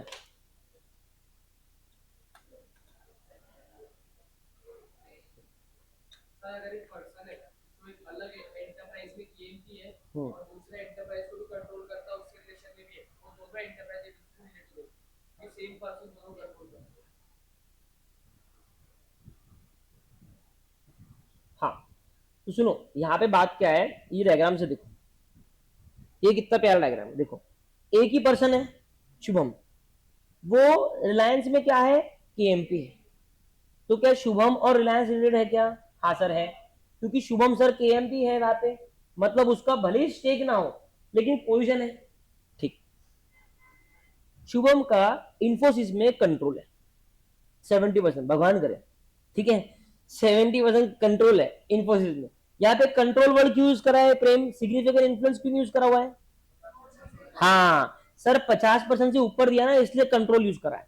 अगर 50% दिया होता तो कार्तिक क्या यूज होता? Significant influence. समझा ना? वो भी मैं आपको रिवाइज कराते जा रहा हूँ. ठीक है, अभी सर ये आपस में रिलेटेड है क्या? बिल्कुल है, क्योंकि यहां भले ही मैं केम भी नहीं हूं लेकिन भाई मेरा स्टेक है ना. ठीक है, अब तुम सुनो, जब मैं दो कंपनीज में कहीं ना कहीं पावर रख रहा हूं तो ये दोनों कंपनीज आपस में क्या रहेगी? रिलेटेड रहेगी. सर क्यों? अरे मैं इन दोनों को कंट्रोल कर रहा हूं. इट्स लाइक मुकेश अंबानी के दो बच्चे हैं, इट्स लाइक मुकेश अंबानी के दो बच्चे हैं, तो दोनों बच्चों पे कंट्रोल है मुकेश अंबानी का, तो ये आपस में भाई बहन हो जाते. क्या हो जाते हैं? भाई बहन हो जाते हैं. समझा ना? क्योंकि मान लो फॉर एग्जांपल, अब मैं बताता इसका प्रैक्टिकल लाइफ सिनेरियो. मान लो इंफोसिस, ठीक है, मान लो इंफोसिस रिलायंस से खरीद रहा है डीजल. क्या खरीद रहा है? इंफोसिस रिलायंस से क्या खरीद रहा है? डीजल खरीद रहा है. ठीक है, और मान लो शुभम को ये ट्रांजेक्शन को करना है मैनिपुलेट. किसको? शुभम को मैनिपुलेट करना है, या मान लो रिलायंस को मैनिपुलेट करना है. रिलायंस बोलती है कि यार मेरे को प्रॉफिट ज्यादा होना, तो मैं चाहती हूं कि मैं इंफोसिस को ज्यादा महंगे रुपए में बेचूं. ठीक है, अब इंफोसिस और रिलायंस का कोई रिश्ता है कि आपस में? नहीं है, ऐसे तो कोई रिश्ता नहीं है, ऐसे तो कोई रिश्ता नहीं है. तो रिलायंस ने क्या किया? शुभम को बोला. शुभम ने बोला कोई दिक्कत नहीं है, मेरा तो 70% स्टेक है. शुभम ने इन्फोसिस को डायरेक्शन दिया कि रिलायंस आपको डीजल बेचने वाला है, वो डीजल मार्केट में 100 रुपए का है, आपको 500 में खरीदना। इन्फोसिस शुभम को कुछ बोल सकती क्या, क्योंकि पैसा शुभम का है। इसके लिए ये हो जाते हैं because they can influence each others transaction. समझा क्या, ये समझ में आया क्या, ये वन ऑफ द क्रिटिकल चीज है। ठीक है, कि अगर एक पर्सन है, इसको मैं 3 बार रिवाइज कराता हूं। एक पर्सन है, वो एक कंपनी में केएमपी है, एक कंपनी में उसका कंट्रोल या फिर सिग्निफिकेंट इन्फ्लुएंस है। यहां पे एक्चुअली कंट्रोल यूज कर, I am very extremely sorry, significant influence नहीं चलता, यही उसमें क्रिटिकलिटी है। आई एम एक्सट्रीमली सॉरी, सिर्फ कंट्रोल्ड वर्ड यूज है। क्या है, मतलब अगर यहां पे 50% होता तो ये रिलेटेड नहीं होते, ये तो होते ही ना भाई। सर ये कैसे होते, अरे सी में आ जाता ना, सी में तो यही था ना, सी में तो यही था ना। बात सी में और ई में क्या फर्क है, सिर्फ इनकी फर्क है, फैलो की फर्क है। ये तो रिलेटेड बन ही गए ना, ये तो ऊपर ही बन गए, या तो सी में बन गए या डी में बन गए। ये वाला जो पार्ट है, ये पार्ट सी में कवर्ड है। देखा क्या आपने, एक इंडिविजुअल का अगर एक इन्फ्लुएंस है या फिर कंट्रोल है, ठीक है, तो वो उससे हो गया रिलेटेड। फिर हमने यहां देखा अगर एक इंडिविजुअल का मान लो केएमपी है, तो भी ये इंडिविजुअल और उसका रिलेटिव्स तो है ही, प्लस साथ में वो तो मान के चलो आप, है ना। जहां पे इंडिविजुअल आएगा पीछे पीछे कौन आएगा, बस खत्म, वो बात बार नहीं बोलूंगा मैं। तो ये डी में क्या कवर किया अपन ने, स्टेक नहीं है लेकिन केएमपी है, तो ये रिलेटेड हो गए। अभी ई में क्या कवर कर रहे हैं अपन, दोनों का मिक्सचर। ये तो हमने एस्टेब्लिश कर लिया था सी और डी में। ई में क्या बोलता है कि अगर यहाँ पे कंट्रोल रहा, क्या रहा, सिग्निफिकेंट इन्फ्लुएंस नहीं, कंट्रोल रहा। कंट्रोल रहेगा तो ज्यादा वर्चस्व रहेगा ना। अगर मान लो यहाँ पे 20% स्टेक रहा और रिलायंस ने शुभम को बोला कि सर इन्फोसिस को बोलो ना कि हमसे महंगे में खरीदे। शुभम ने बोला तो इन्फोसिस मानेगी क्या, क्योंकि जिसके पास में 80% है वो मानने देगा क्या, बस वही बात। समझा लॉजिक, कि क्यों कंट्रोल वर्ड यूज करा हुआ है। कंट्रोल वर्ड नहीं होता तो मेरा शेयर 50% से कम है, तो दूसरे लोग मानते क्या, यहाँ पे मेरा स्टेक 50 से ज्यादा है, इसलिए दूसरे लोग क्या सोचते मेरे को फर्क नहीं पड़ता। तो एक कंपनी में तेरा कंट्रोल है, मतलब 50% ज्यादा स्टेक है, एक कंपनी का तू केएमपी है, तो वो दोनों कंपनी आपस में भी फेलो सब्सिडरी के जैसा रिलेटेड मानी जाएगी। सबको क्लियर है कि ये पक्का क्लियर है कि एकदम एकदम एकदम क्लियर है। तो सी डी और ई ये मिलते जुलते हैं, ठीक है।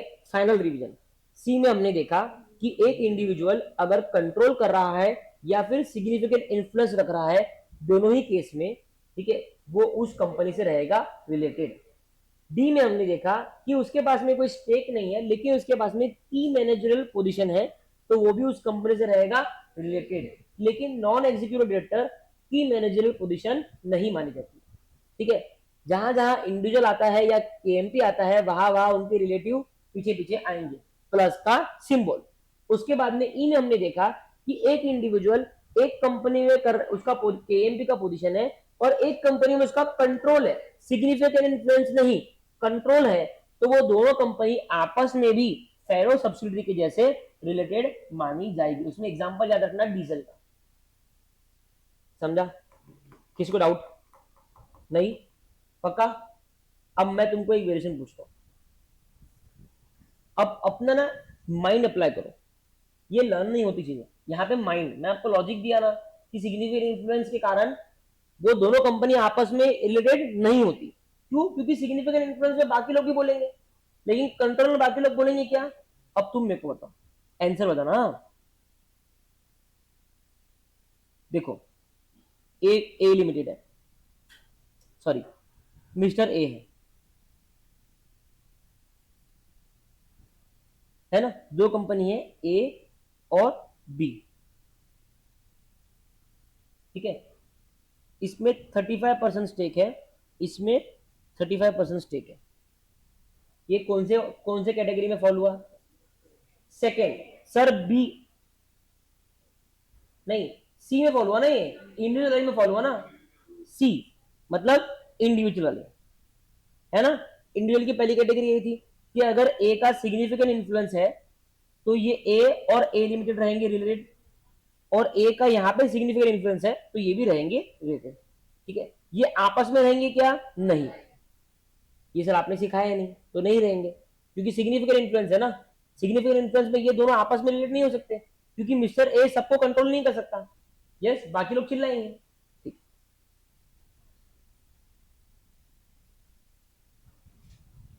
मिस्टर ए है, एक कंपनी में केएमपी है, ठीक है, ए लिमिटेड, बी लिमिटेड, और यहां इसका 50% स्टेक है।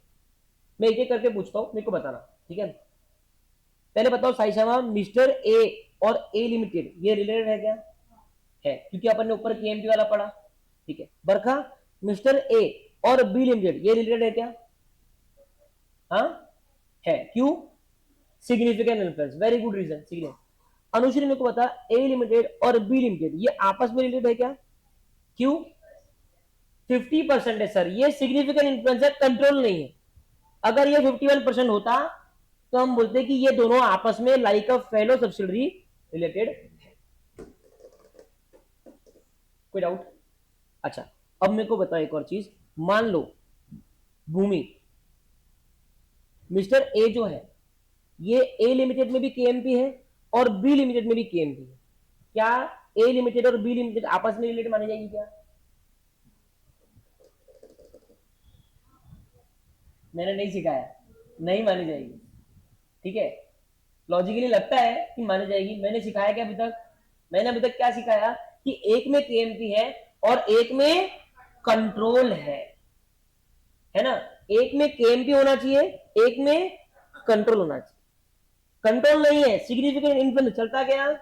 नहीं, हम बात सिर्फ ये वाले वेरिएशन की कर रहे हैं। हाँ, ये तो हर बार रिलेटेड रहेगा, हम फेलो सब्सिडी वाली बात कर रहे हैं, ठीक है ना।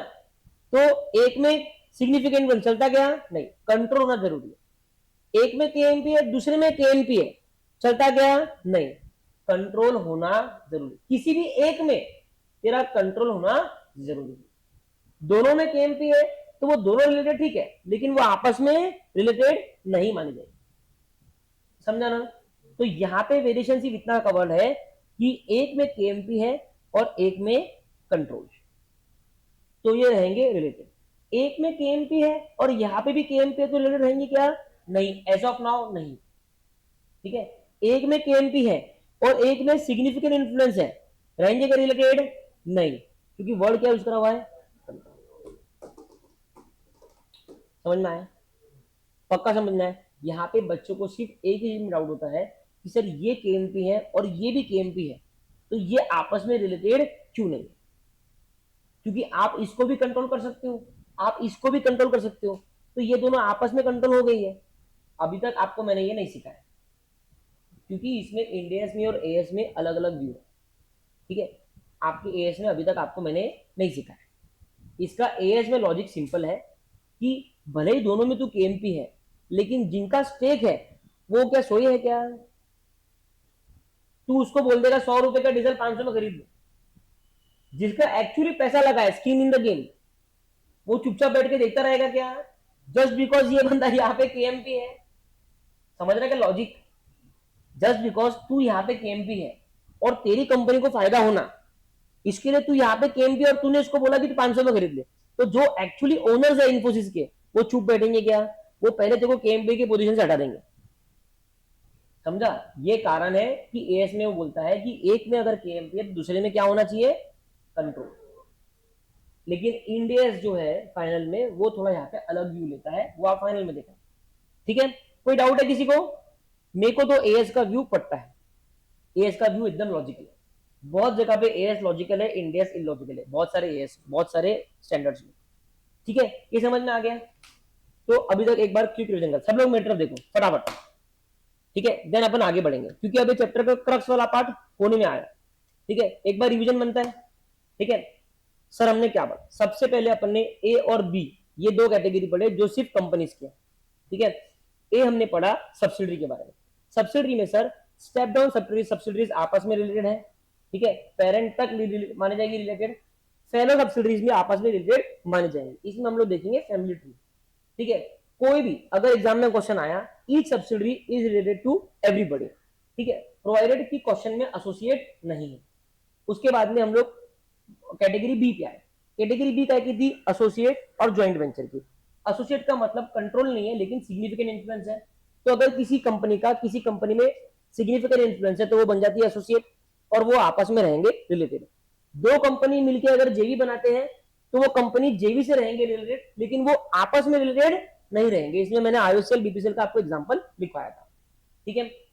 उसके बाद में नीचे आओ। उसके बाद में हमने देखा कि इंडिविजुअल हमने देखा कैटेगरी सी से, सी डी और ई। कैटेगरी सी इंडिविजुअल, किसी भी इंडिविजुअल का अगर किसी कंपनी में सिग्निफिकेंट इन्फ्लुएंस या फिर कंट्रोल कुछ भी है तो वो इंडिविजुअल और वो कंपनी मानी जाएगी रिलेटेड पार्टी, ठीक है। रिलेटिव्स भी साथ में काउंट किए जाएंगे। फिर हमने डी में देखा कि आप अगर केएमपी हो, आपका कोई स्टेक नहीं है, लेकिन कोई अगर पर्सन है जो किसी कंपनी में केएमपी है तो वो पर्सन और वो कंपनी रहेंगे रिलेटिव। वो केएमपी के रिलेटिव जो है वो भी उस कंपनी के रिलेटेड पार्टी माने जाएंगे। केएमपी में नॉन एग्जीक्यूटिव डायरेक्टर नहीं आता। उसके बाद में ई कैटेगरी देखी हाइब्रिड। अगर एक पर्सन है जो एक कंपनी में केएमपी है और दूसरे कंपनी में स्ट्रिक्टली उसका कंट्रोल चाहिए, तो वो तो दोनों कंपनी में रिलेटेड है ही है, और ये दो कंपनी भी आपस में मानी जाएगी रिलेटेड पार्टी। समझा? ठीक है। अब देखो, अब ये कुछ मैं आपके लिए लाया हूं, ये आपको ई तक जो है इतना आप याद रखना चाहिए। मेरे हिसाब से इतना आपको याद रहना चाहिए। अगर किसी को ये याद नहीं रहता तो ये जो मैं लाया हूं ये याद रख लो, तो इसके अलावा जो है वो सब है रिलेटेड पार्टी, ठीक है। Who are not deemed to be related party, कौन कौन रिलेटेड पार्टी नहीं माने जाएंगे? पहला, two companies are not related simply because they have a KMP in common। भूमि वाला पॉइंट, यस, कि शुभम है वो रिलायंस में केएमपी है ना, और इन्फोसिस में भी केएमपी है, तो ये रिलेटेड नहीं रहेंगे। ये मैंने ऊपर सिखाया। जिसको ये नहीं रन करना है वो इसको इग्नोर कर सकता है। ऊपर के जो मैंने ABCDE तक सिखाया है उसको लर्न करके बायाट तुम आगे बढ़ सकते हो। जिसको लगता है कि मैं ई तक क्यों लर्न करूं तो इतना लर्न कर ले। मेरे को पूछोगे तो मेरे लिए ऊपर के 5 इजी है ये लर्न करने से, लेकिन मैं बता देता हूं आपको जो टेक्निक यूज करनी है आप कर लेना, ठीक है। तो और ये बताने से आपके डाउट्स भी क्लियर हो जाएंगे, ठीक है। अब देखो, फेलो एसोसिएट्स या फिर co associates are not treated as related party, ठीक है। सुनो, फेलो एसोसिएट मैंने जो आपको ऊपर का सिखाया था बी, मैं आपको मैच करते चलता हूं। जब मैंने बी सिखाया था आपको एसोसिएट और जॉइंट वेंचर, मैंने क्या बोला था कि अभी फेलो एसोसिएट्स नहीं आता, बस यही वाली बात कि ये सिर्फ ये रिलेटेड रहेंगे और ये रिलेटेड रहेंगे, ये आपस में नहीं रहेंगे। जैसा फेलो सब्सिडरी आपस में होती है, फेलो एसोसिएट आपस में रिलेटेड नहीं होते, ठीक है। एससी लिमिटेड है, उसका 30% स्टेक है एबीसी लिमिटेड में, ठीक है। तो एससी लिमिटेड और एबीसी लिमिटेड हो गए एसोसिएट, है ना, और एबीसी का पीक्यूआर में 25% स्टेक है, ठीक है। तो ये हो गया स्टेप डाउन एसोसिएट्स। तो एबीसी और पीक्यूआर तो रिलेटेड रहेंगे, एससी और एबीसी भी रिलेटेड रहेंगे, लेकिन एससी और पीक्यूआर रिलेटेड नहीं रहेंगे, क्योंकि मैंने आपको एसोसिएट में ये नहीं सिखाया है। मैंने आपको क्या सिखाया? एसोसिएट और जॉइंट वेंचर सिंपलेस्ट है। जो बंदा जो कंपनी है वो कंपनी एसोसिएट से रिलेटेड है, बस दैट्स इट। कोई नीचे मत जाना, कोई बाजू में मत जाना, ठीक है। सिर्फ सब्सिडरी में नीचे भी खोदना और साइड में भी खोदना, ठीक है। क्लियर है यहां तक? कोई डाउट? ओके। अभी एग्जांपल नंबर 4 देखो, ये ट्रिकी है, ये थोड़ा देखो बस, ठीक है। सुनो, एससी लिमिटेड और एबीसी लिमिटेड 30% का स्टेक है, तो एससी और एबीसी एसोसिएट हो गए, मतलब ये दोनों रिलेटेड हो गए, ठीक है सर, कोई दिक्कत नहीं। ABC limited PQR limited ABC की सब्सिडरी है, मतलब एबीसी कंट्रोल करता है पीक्यूआर को, 70% है, तो एबीसी और पीक्यूआर भी रिलेटेड हो गए। मतलब मैं बोल दूं ये दोनों रिलेटेड है, ये दोनों, यहां तक तो प्रश्न ही नहीं, ये तो अपने लिए बायात का खेल हो गया। अब प्रॉब्लम क्या है सर, आपने हमको ये नहीं सिखाया है कि एसोसिएट का नीचे खोदना नहीं, आपने अभी बोला था एसोसिएट तक सीमित रहना, वही आपका रिलेटेड है। लेकिन आईसीआई के कुछ क्वेश्चंस है जिसमें है ना यहाँ पे स्टेक बढ़ जाता है, ठीक है। अब अगर 70% एबीसी लिमिटेड का पीक्यूआर में 70% स्टेक है, ठीक है, तो 70% का अगर मैं 30% पकड़ू, कितना हो गया? 21, है ना? तो मैं ये कह सकता हूं कि मोर देन 20% एससी का भी पीक्यूआर में हिस्सा हो गया इनडायरेक्टली। मतलब एससी पीक्यूआर ये हो गए एसोसिएट। क्या हो गए? समझ में आ रही के बाद वापस समझा, वापस से ध्यान दो, ये दोनों तो रिलेटेड है, कोई दिक्कत ही नहीं है, ठीक है। ये तो रिलेटेड है, यहां देखो सिर्फ एससी का एबीसी में 30% है, रिलेटेड है, कोई दिक्कत नहीं, हमारा बी कैटेगरी में आ गया। एबीसी, एबीसी और पीक्यूआर ये भी आपस में रिलेटेड है, क्योंकि एबीसी की सब्सिडरी कौन है? पीक्यूआर है। क्वेश्चन ये है कि एससी और पीक्यूआर रिलेटेड है क्या? समझा? ऊपर जो सिखाया वहां तक तो ये कैटेगरी मैंने सिखाई नहीं थी, ये आईसीआई ने क्वेश्चन में बनाई हुई कैटेगरी, बहुत लॉजिकल है। आईसीआई क्या बोलता है, ये बात आपकी मान रहे हैं कि एसोसिएट के नीचे नहीं जाना है, मानते, लेकिन एसोसिएट की अगर कोई सब्सिडरी है और आपका इफेक्टिव कंट्रोल उस सब्सिडरी में सिग्निफिकेंट इन्फ्लुएंस तक का आ जाता है, तो कहीं ना कहीं आपकी भी वो हो गई रिलेटेड पार्टी, आपकी वो हो गई एसोसिएट। क्या हो गई?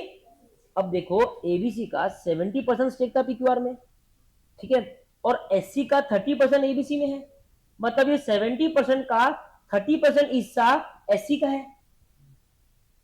मेरे पैसे से तूने बाय किया ना स्टेक, ये पैसा कौन दिया? मैं दिया ना भाई, बराबर है ना? तो 70 का 30% इज लगभग 21%।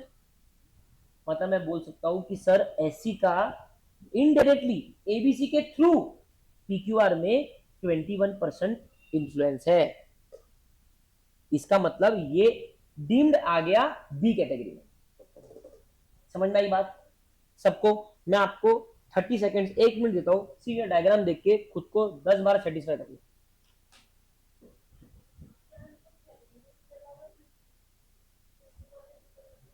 उसको मल्टीप्लाई करके देखते थे, वो क्वेश्चन अपन देखेंगे यश। हाँ तो नहीं होगा ना फिर, यहाँ पे एग्जाम्पल में 70 लिखा है ना, 50-50 हुआ तो कोई प्रॉब्लम ही नहीं है ना। सिग्निफिकेंट, हाँ सिग्निफिकेंट इन्फ्लुएंस, हाँ अगर 50 हुआ तो एसोसिएट है, इसका 50 है और 50 का 50 निकाल 25। इनडायरेक्टली आपको निकालना है परसेंटेज, ठीक है। अगर वो 20 तक फॉल हो गया तो आपका वो डीम्ड एसोसिएट माना जाएगा, ठीक है। मैं वही आपको बोल रहा हूँ कि अगर मेरा 50% यहाँ पे स्टेक है, देखो अभी ये एग्जांपल में वही है ना, ये भी एसोसिएट है, ये एसोसिएट की सब्सिडरी है, आईसीआई वो नहीं देखती, आईसीआई देखती है परसेंटेजेस। आपका स्टार्टिंग पॉइंट एसोसिएट है ना, तो लॉजिक चेंज होता, क्योंकि एसोसिएट के नीचे तेरे को खोदना था क्या? आइडियली एज पर एएस तेरे को नहीं खोदना है, जैसे तेरा फर्स्ट वाला पार्ट एसोसिएट है क्या, तेरे को वो चेक करना है। तेरा फर्स्ट वाला पार्ट अगर एसोसिएट है तो तेरे को नीचे नहीं खोदना है, लेकिन अगर तेरे एसोसिएट की कोई पार्टी है और उसमें एसोसिएट का कोई परसेंटेज है, तो तेरे को आप परसेंटेज का परसेंटेज निकाल के देखना पड़ेगा कि वो मिनिमम 20% आ रहा है। That's it. उसको आप स्टेप डाउन मत पकड़ो, ये स्टेप डाउन कंसेप्ट नहीं है, ठीक है। स्टेप डाउन कंसेप्ट सब्सिडरी में होता है, उसमें अपन देखते का परसेंटेज नहीं, सब्सिडरी का सब्सिडरी हमारा सब्सिडरी, वो वाला कंसेप्ट लगता है, ठीक है। क्वेश्चंस में क्लियर हो गए, ठीक है। ये एक वाला थोड़ा ट्रिकी पार्ट है, इसमें क्वेश्चंस है इसके ऊपर, उसमें क्लियर होगा, ठीक है। ये पढ़ लेंगे सबने?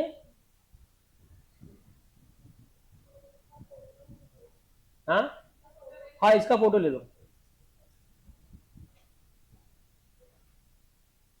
देखो आप है ना, सिर्फ ऊपर का अगर आपको याद होगा, याद कर सकते हो तो ऊपर तक ही सीमित रहो, सिर्फ ये वाला एग्जांपल लिख लेना एक्सेप्शनल बोल के एक बार के लिए, बाकी क्वेश्चन सिर्फ अपन करेंगे। हाँ चलो, अभी एक इसका भी फोटो ले लो हाथ हाथ। यहाँ पे आपका रिलेटेड पार्टी खत्म हो गया, समझा क्या? अभी ये पढ़ लेते हैं सब लोग, पहले सी पढ़ो, मैं पूछता हूँ, कौन एक्सप्लेन कर सकता है?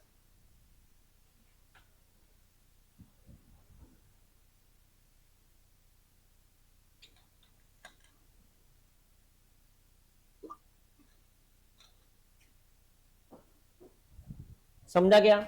ये कभी कभी आईसीआई ट्रैप करता है, इस पे क्वेश्चन आते हैं। मैं हर बार रिलेटेड पार्टी में एक चीज बोलता हूँ कि ऊपर का जो 5 पढ़ाया है खुद को वही तक सीमित रखो, ठीक है? हर क्वेश्चन पे वो पांचों का नॉलेज अप्लाई करो, तुम्हारा आंसर हर बार राइट आएगा। क्या वो पांचों में मैंने ये पढ़ाया है कि आपको, तो ये रिलेटेड रहेंगे क्या? नहीं। लेकिन क्वेश्चन आ गया तो बच्चे अफरा तफरी सोच लेते हैं कि अरे सर उसका पूरा बिजनेस उस कस्टमर पे डिपेंडेंट है, ये वैसा मत सोचो, वो ऑडिट का पार्ट है, ठीक है, इसका पार्ट नहीं है ना। एएस में वो रिलेटेड नहीं है। अगर तू बिजनेस नहीं देगा तो कोई और देगा, सिर्फ तेरे भरोसे थोड़ी चालू किया था मैंने। यस, समझा? समझ में आएगा दीदिया ये वाला पार्ट? ठीक है। अगर कोई सिंगल कस्टमर है, मतलब सिंगल कस्टमर मतलब एक कंपनी है, उसका एक लौता कस्टमर, मान लो एक कंपनी है वो सिर्फ रिलायंस को बेचती, अ सिंगल कस्टमर, ये समझ में आया? ठीक है। या फिर सप्लायर, एक सिंगल सप्लायर, मतलब कंपनी है वो सिर्फ रिलायंस ही सप्लाई करता है उसको, है ना। या फिर फ्रेंचाइजर, या फिर डिस्ट्रीब्यूटर, या फिर जनरल एजेंट, जिससे एंटरप्राइज ट्रांजेक्शन करती है सिग्निफिकेंट वॉल्यूम ऑफ बिजनेस का, ये सब कमर्शियल ट्रांजेक्शन है। क्या है? ये रिलेटेड पार्टी नहीं है। औरंग, समझा क्या? D, the parties listed below are also not related in the course of their normal dealings with the enterprise. अब ये जो ब्रैकेट में दी हुई पार्टीज है, ये भी हम लोग रिलेटेड नहीं बोलेंगे। जैसे कि प्रोवाइडर्स ऑफ फाइनेंस, मतलब कंपनी ने किसी से लोन लिया, तो वो बैंक और कंपनी रिलेटेड पार्टी हो गई क्या? ऐसा अगर हो गया तो फिर तो बैलेंस शीट बन ही नहीं पाएगी, क्योंकि हर कंपनी के लोन है कहीं ना कहीं से। तो ऐसा नहीं होता। सर ये अलग से क्यों पढ़ा? अरे आईसीएमएस के क्वेश्चन आते और बच्चे क्या पता क्या उनके दिमाग में था, वो लिखते थे रिलेटेड पार्टी, एसबीआई और ए लिमिटेड रिलेटेड। अरे वो लोन दे रहा ना उसको, मैंने ऊपर के पांचों में पढ़ाया क्या आपको? मतलब वो रिलेटेड नहीं रहेंगे। ट्रेड यूनियंस है, पब्लिक यूटिलिटीज है, गवर्नमेंट के डिपार्टमेंट है, ये कभी भी रिलेटेड पार्टी नहीं होते। ऊपर के 5 ध्यान में रखना है, subsidiary, associate, joint venture, individual का सिग्निफिकेंट इन्फ्लुएंस हो या फिर कंट्रोल हो, या फिर वो केएमपी हो, या फिर वो किसी कंपनी में केएमपी है और किसी में उसका कंट्रोल है, ठीक है। अब ये है डिस्क्लोजर रिक्वायरमेंट्स। क्या है? डिस्क्लोजर रिक्वायरमेंट्स, ठीक है। ये डिस्क्लोजर रिक्वायरमेंट्स अपन कल देखते हैं, ठीक है। अभी अपन क्वेश्चन बैंक के कुछ क्वेश्चन लेते हैं, ठीक है। ये हो गया। अच्छा, अभी ये फोर्थ वाला पार्ट भी मैं कल कराता हूँ, ये भी मैं कल कराता हूँ, आपके नोट्स खत्म हो गए, ये मैं आपको कल शुरुआत में करा दूंगा। मेजर पार्ट 90% अपना हो गया। अब अपन कुछ क्वेश्चन में खुद को अप्लाई करके करके समझते हैं कि अपने को आता है नहीं आता। मैं जो जो क्वेश्चन करा रहा हूँ वो मानेंगे अपन हो गए। अभी बजा है 8:47, टाइम है अपने पास में।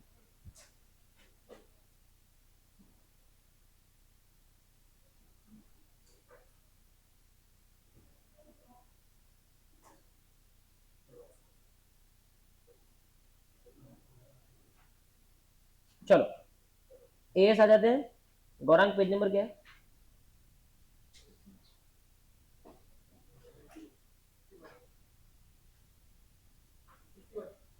नहीं नहीं, कुछ भी।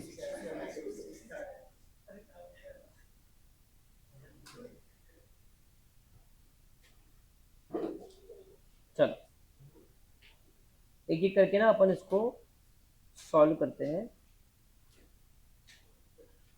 ठीक है। सबसे पहला अपन देखते हैं ये वाला स्टडी मेट का क्वेश्चंस, ठीक है। थोड़े थोड़े देखते हैं। Identify the related parties in the following case as per AS 18, ठीक है, एज पर एएस 18। क्वेश्चन देखा क्या आपने? स्क्रीन पे सबको दिख रहा है ये क्वेश्चन, है ना।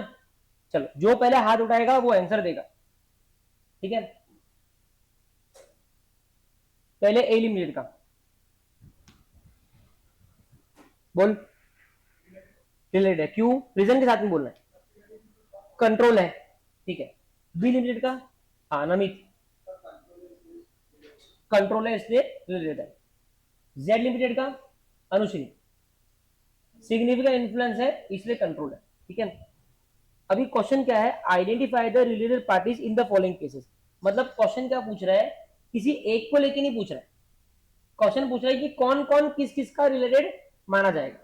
ठीक है, तो ये आपने ये तो देख लिया सिंगल सिंगल केस, सबने इन तीनों ने बता दिया, तो इसको मैं 1 2 और 3 मार्क कर दो। ये सबसे ज्यादा कॉमन टाइप ऑफ क्वेश्चन है जो एग्जाम में पूछे जाते हैं। वो आपको 3 सिनेरियो दे देगा, बोलेगा बताओ कौन कौन किस किस से रिलेटेड है, तो दिमाग में डायग्राम सोचने का। ठीक है, बी लिमिटेड जो है उसके पास में कंट्रोल है ओ लिमिटेड का। ठीक है, जेड लिमिटेड के पास में सिग्निफिकेंट इन्फ्लुएंस है ओ लिमिटेड का। ठीक है, हम जब स्टेप डाउन सब्सिडी का देखते हैं तो उसमें अपने सब्सिडीज होना सिर्फ, बाकी वो चलता क्या नहीं चलता।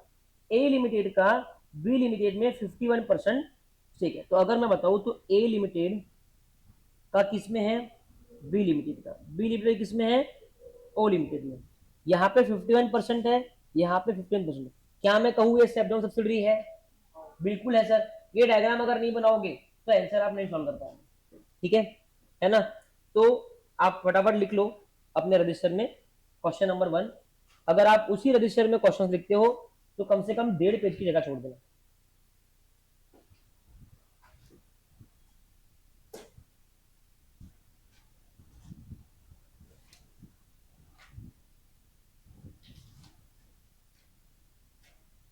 ठीक है ना? अभी सबसे पहले आप लिखो, देखो कभी भी ऐसा अपने को बताना रहता ना तो आपको सबके पर्सपेक्टिव से बताना है। सबसे पहले बताओ ए के पर्सपेक्टिव से, बताओ with the perspective of A limited लिखो। हाँ, with the perspective of A limited, और पहले बना लो डायग्राम, स्टेप डाउन सब्सिडी का डायग्राम बना लो और लिख दो A limited is related to B limited and C limited, O limited sorry.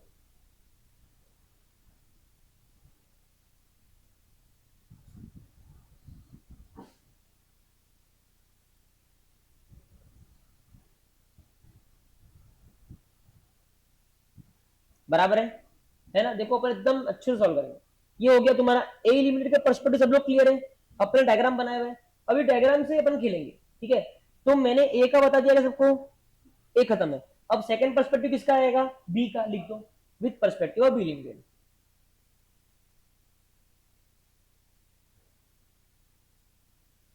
सही शामा, बी के लिए कौन कौन रिलेटेड है? बस दोनों है ना सर, ए भी है और ओ भी है, लिख दो A limited and O limited both are related, क्योंकि ए लिमिटेड उसकी पेरेंट है और ओ लिमिटेड उसकी सब्सिडरी। तो तुम्हारा बी भी हो गया। अब तुम आ जाओ ओ पे, लिखो with perspective of O limited. अब ओ लिमिटेड के बाजू में ना ये डायग्राम वापस से बनाओ प्लीज, ये वाला।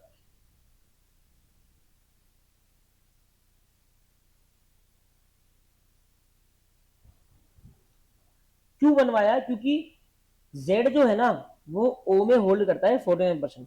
तो O जब ये अपन O लिखेंगे ना तो O में यहाँ पे साइड से एक और एरो निकालो Z लिमिटेड और लिखो 49%। ठीक है, निकाल लिया।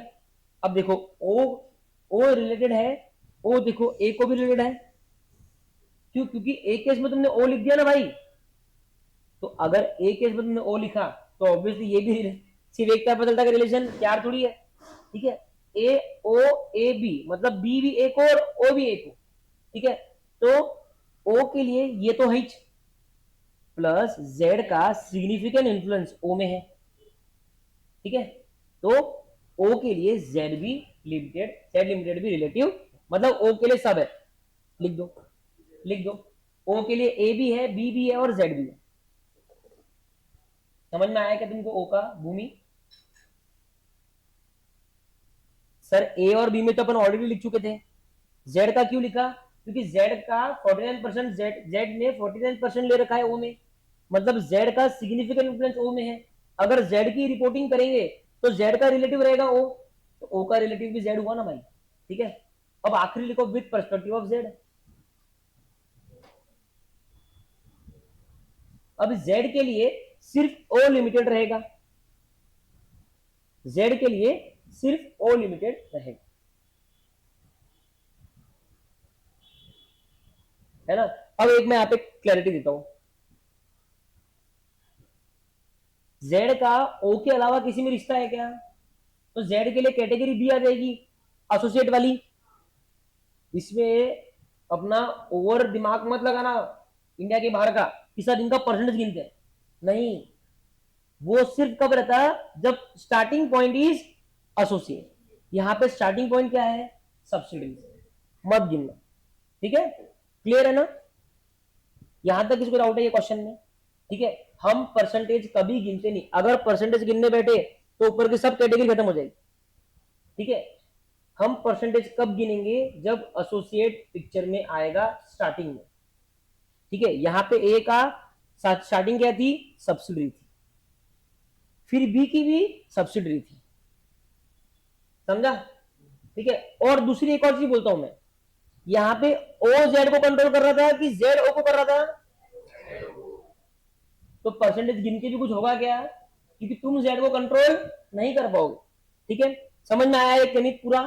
तो क्या मैं कहूं कि सर ए बी और ए और बी के लिए लगा कैटेगरी ए, बराबर है, और ओ के लिए लगा कैटेगरी ए और कैटेगरी बी दोनों, ठीक है। यहां तक कोई डाउट? ये क्वेश्चन हो गया, ठीक है, इसको कर दो स्टार मार्क, बहुत बहुत इंपॉर्टेंट क्वेश्चन है। मैं सिर्फ इसमें एलडीआर मार्क कराऊंगा, कोई कैटेगरी नहीं है इसके अंदर, ठीक है, सब ऐसे ही है। हो गया? अभी ये वाला रहने दो, कौन सा लेते हैं? हाँ, ये देखो क्वेश्चन नंबर 3 ओपन करो,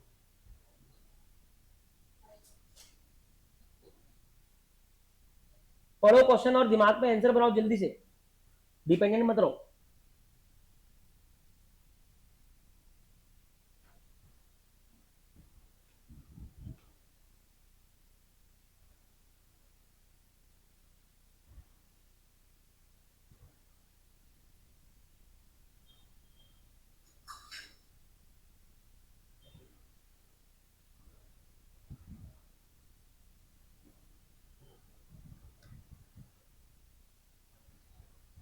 होगा क्या? नहीं होगा। आप डायग्राम बनाओ, पहले डायग्राम बनाया क्या? एक्स वाई 28% है ना, और y का z में है कितना है? 32%। ये दोनों आ गए कैटेगरी बी में, ठीक है, और ये दोनों आ गए कैटेगरी बी में। वो पूछ रहा है ये दोनों रिलेटेड होंगे या नहीं होंगे। मैंने आपको फेलो एसोसिएट का कंसेप्ट नहीं सिखाया है, मैंने बोला आगे खोदना मत, ठीक है। No, in relation to X Limited, Z Limited is not a related party because as per the requirement of AS18, associate of associate is not a related party. Associate का associate related party नहीं होता।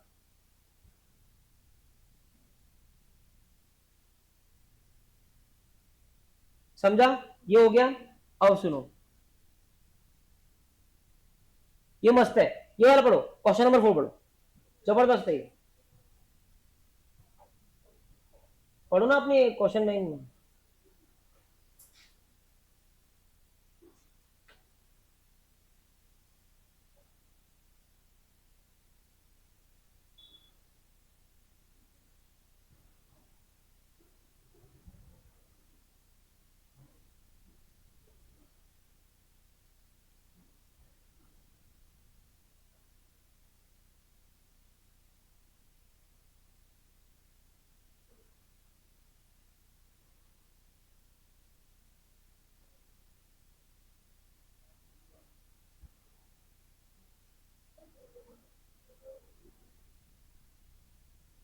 पढ़ा गया?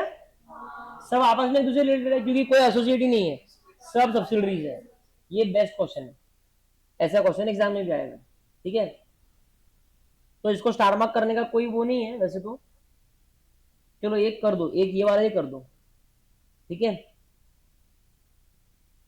ये वाला तो simple था, associate का एसोसिएट नहीं है, दैट्स इट, बाकी ये बाद में करेंगे।